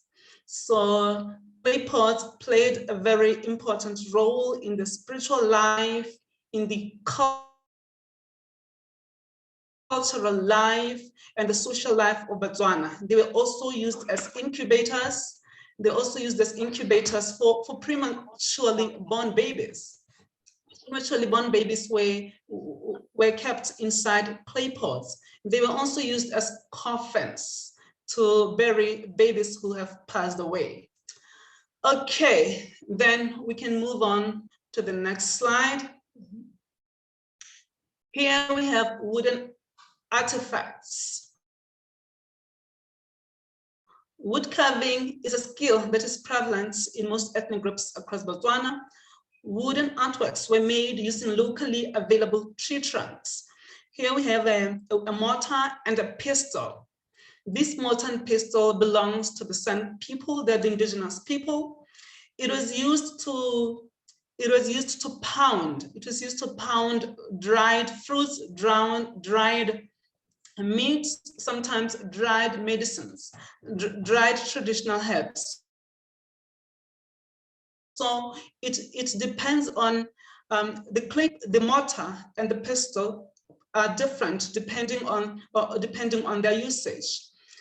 We also, in our collection, we also have clay pots from agricultural society. We have mortars and pestles from agricultural societies in Botswana. These ones, which were used to pound grain, to pound millet grain, to pound sorghum grain, or maize grain. And pounding was done mostly by women in most Botswana societies. Okay, then we can move on to the next slide. To the next slide here, we have a steering spoon and a wooden bowl. These were also made by men. They were made from locally available trees. And the steering spoon was used to prepare maize meal or sorghum meal or millet meal. The cooking was strictly done by women in traditional Botswana societies.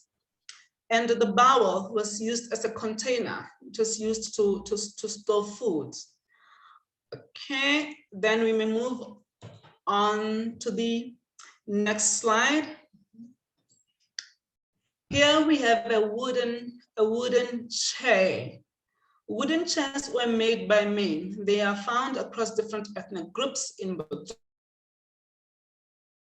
Botswana. Wooden chairs were used by men.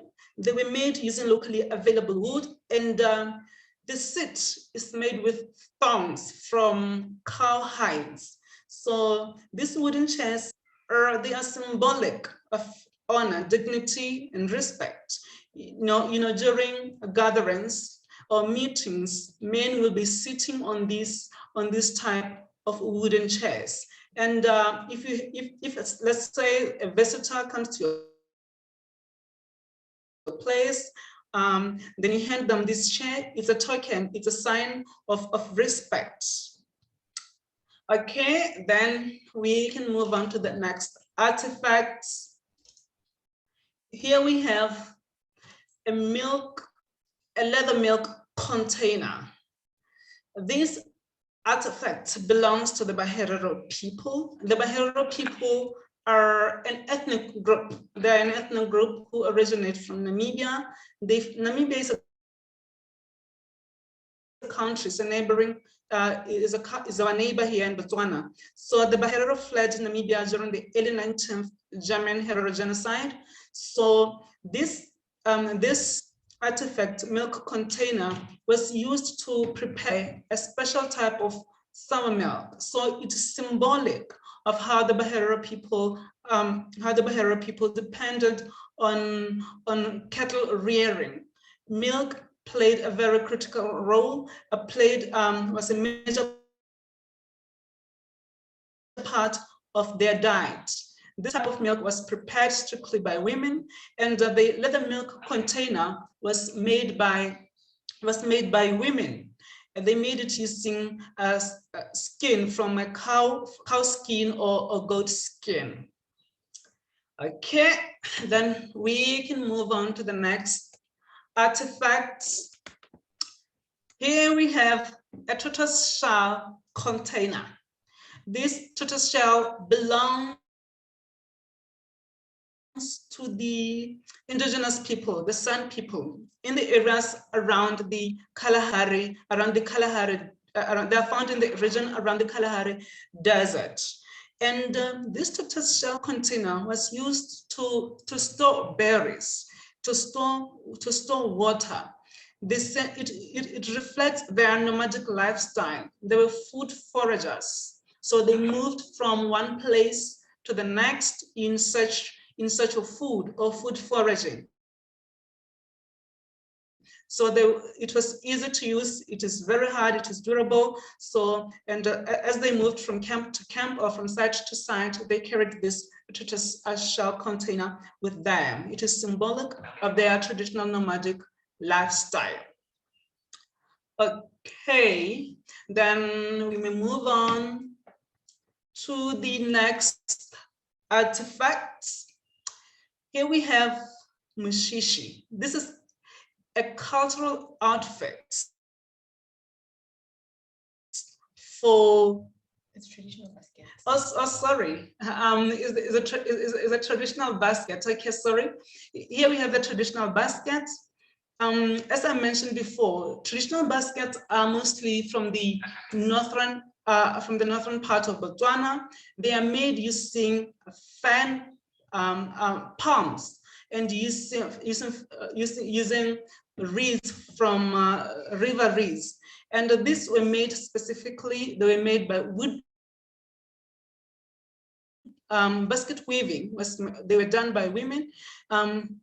They are found in different ethnic groups of Botswana. There are different types of traditional baskets that we have in Botswana. In our collection, we have the ones that are used to store grains, the ones that were used to collect grains, and they were smeared with ashes, or sometimes they were smeared with cow dung, those which were used to store seeds, so that they can, in order to prevent insects infestation. So these are symbolic of the arable culture of Botswana.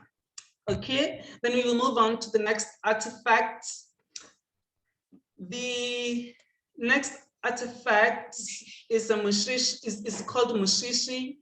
It's a cultural outfit of the Basubia people. The Basubia people are found in the areas around the Okavango. So this is an outfit for women. It was made by women. It has multiple layers, multiple petticoats. So it is worn during specific festivals. For instance, during rainmaking ceremonies or during healing rituals.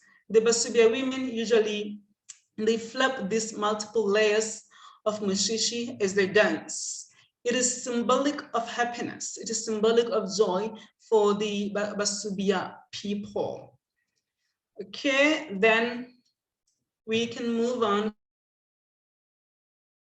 to the next artifacts. Here we have the Herero dress. The Herero people, as I have mentioned before, they originate from neighboring Namibia. They fled during the early century, early 19th century German Herero genocide. And this is their cultural outfit. And the long horns, the headscarf has long horns, which are symbolic of their cattle rearing lifestyle. So this was worn by Herero women, married women, and girls. So in most cases, it is worn during specific cultural events or festivals. The floor length of this dress is believed to be reflective of the early century German Christian missionaries in Namibia, which was known as Southwest Africa. It was a German colony. Okay, then we may move on to the Vapostori attire. The Vapostori originally are from neighboring Zimbabwe. They are a religious community. So this dress is worn by women. It's a cultural outfit. They wear a white dress all the time. It is worn daily. So this color white, according to their faith, they believe that it is symbolic of spiritual sanctity, symbolic of spiritual purity. So they are expected to be dressed in white every day. Okay, then we may move on to the conclusion. Ladies and gentlemen, Botswana National Museum has a wide range of ethnographic collections, ranging from pottery, basketry,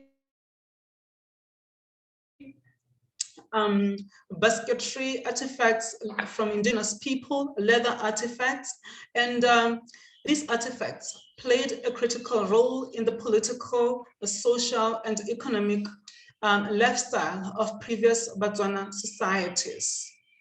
They are symbolic of cultural identities. They are symbolic of cultural diversity. Thank you very much for your listening pleasure.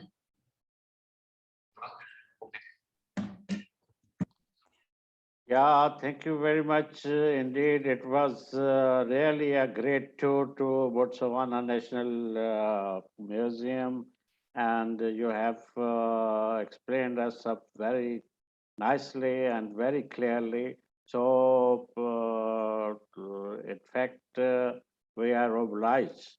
We are obliged that you have taken time out and given us a so wonderful speech and presentation. So I'm really admire it as you have arranged this presentation and systematically way. So if there is any question from the house of participants, please, you are welcome.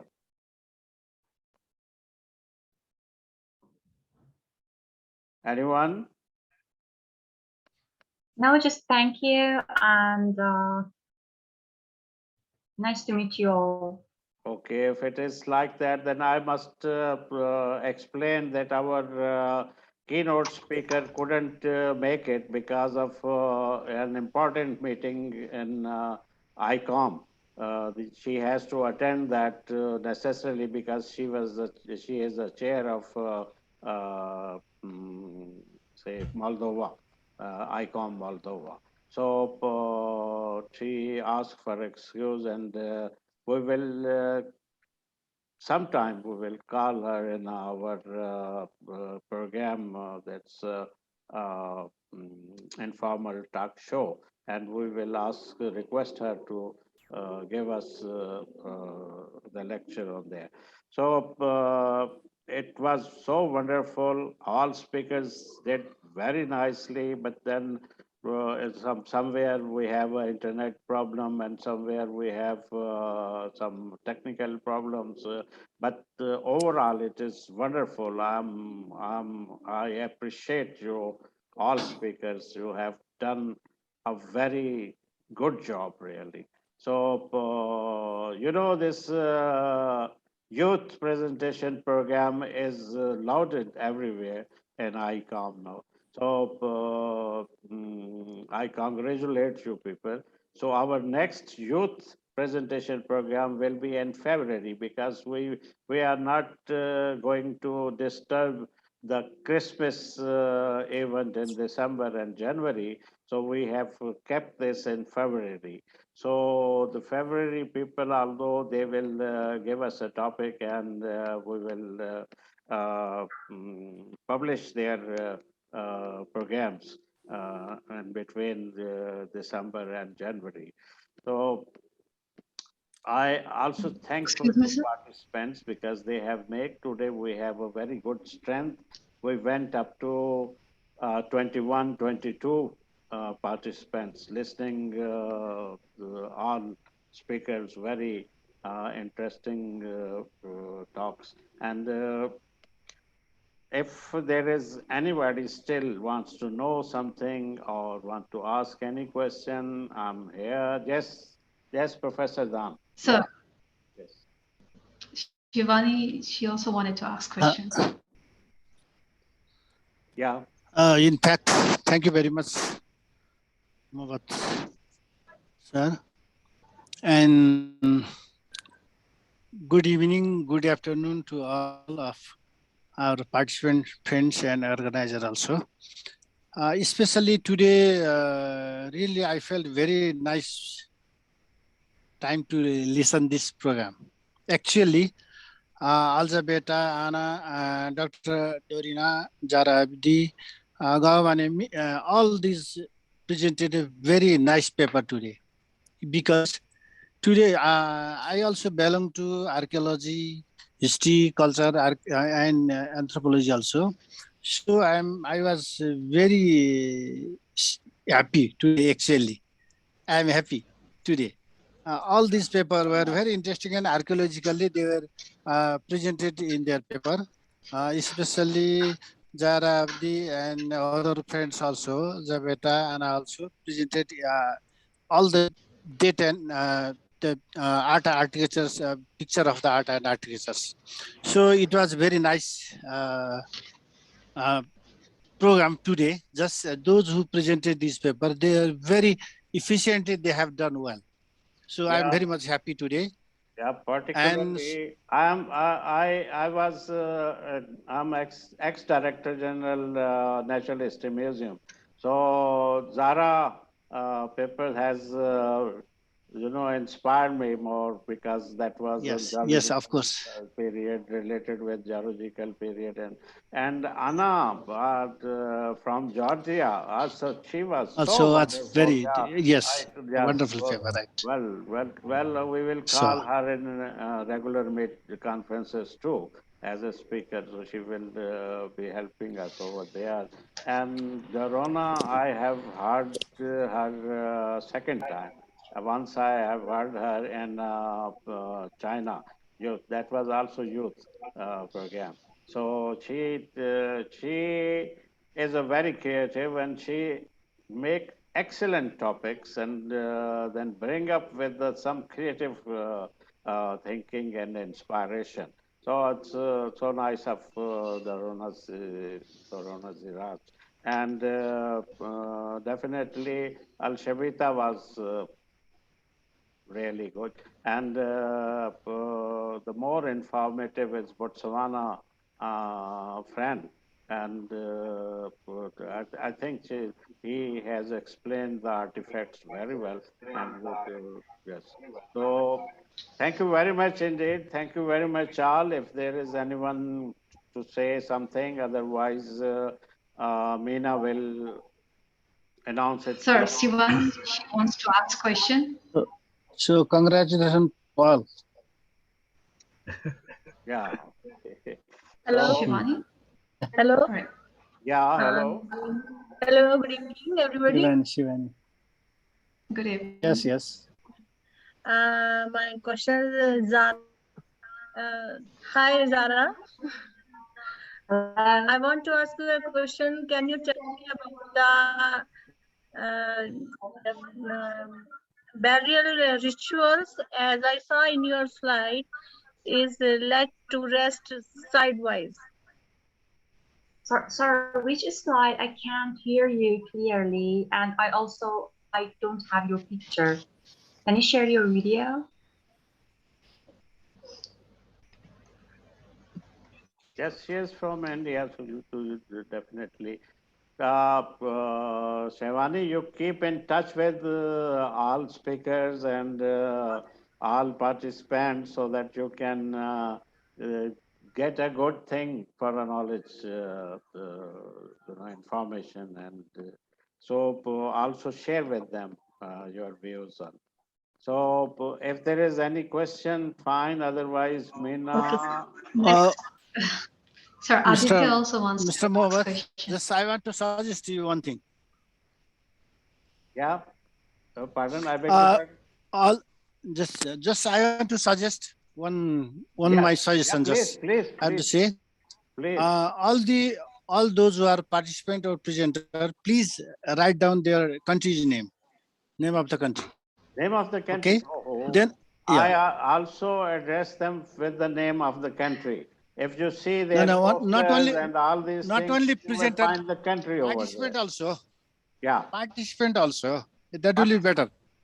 Participants, when they show the title slides, there is written that it's Georgia. The Georgian map was there also. So, yeah. No, paper presenter can know Yeah. about the paper presenter, but not about the participants. No. So from where they include. So just my suggestion. It's okay. Yeah. Thank you Thank very you very much. much. Good suggestions. So To I will all. ask all the speakers that put your country name very bold so that all can see that you are from, Zara is from Iran and Darona is from Albania and Anna is from Georgia. So Alice Shriba was is from Czechoslovakia, Yes. and then it's not no Czechoslovakia, it's a Czech Republic. So and Botswana, you can't forget, because it's he totally talked on the National Museum of Botswana and its artifacts. So he is from Botswana. And thank you very much indeed. Now, if there is any question or suggestion, please welcome. We have a Sir time. Aditya, he wants to ask. Yeah. Sir Aditya, he wants to ask question. Aditya one. Oh, Aditya, why don't you? Well, hi, Zara. Oh, Zara. Zara, you have a fan. How can I miss? Yes, ask the question, please. Yeah.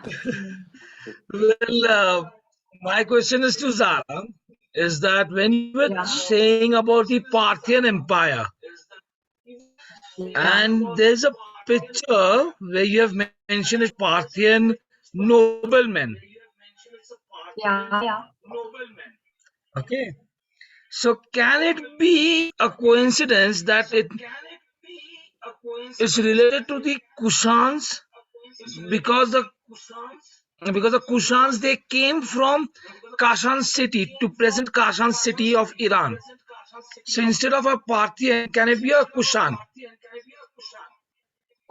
Kushan, or I don't understand the name, sorry. Because of the accent, we have some problem. Because the Kushan dynasty, they came from present day's Kashan city of Iran. So Okay. instead of that, Actually, it might be, but as I just try to concentrate on to divide them into, for example, Stone Age, Bronze Age, Iron, and I just try to concentrate some part of them. And of course, I'm not, as my major was museum studies, not archaeologist. I just try to explain about the artifacts, the the empires, but I'm not sure about it to share some information, wrong information with you, But we can talk about it later in Facebook or other media. Aditya, do you know that our ancestors, they came from Armenia via Iran in 3000 BC, and they stayed in Mohenjo-daro and some part of India, and then they spread all over India. So we have a greater influence of Iran on it, because they came on that way, on that route. So most probably we maybe the kids of those people, those who came from Iran. You see. Oh, thanks for your help. Okay. Yes. Okay. Anyone else, please? Or otherwise, we will say goodbye to each other and meet in next program. Yes, the next program of talk show is on 21st November. And our Indian, say, young youth presenter, he will be there in formal way of talk. So we will put her a question about her life and her professional brought up. She is from University of, she is assistant professor in University in India. So it would be interesting to know more about from her. So remember the date, 21st November, maybe. Okay. So we will definitely, I will send you people the link. So say goodbye, Meena. Where are you? Oh yeah, here are you, Meena. Say goodbye. Meena, you're a diamond. Okay. Bye-bye then. Almost. Bye-bye, everyone. Thank you, everyone, and goodbye. Have a nice day. Bye-bye. Ciao, ciao. Thank you very Yeah. much. Thank you very much, everyone. Thank you, Meena. Because of your help, we have sorted out two or three Yes. presentations. Otherwise, we have been stuck over because the presentation I usually sent to Prague and Moldova. Moldova, because she was the keynote speaker and moderator too. So she didn't came today, but the presentation sent to you helped us. Thank you very much indeed. Thank you very much. Thank you. Okay, bye-bye. It's my pleasure. Bye-bye, everyone. Bye-bye. See you in next program. Okay, Bye-bye. bye. Ciao, ciao. Thank you all for attending. Thank you so much.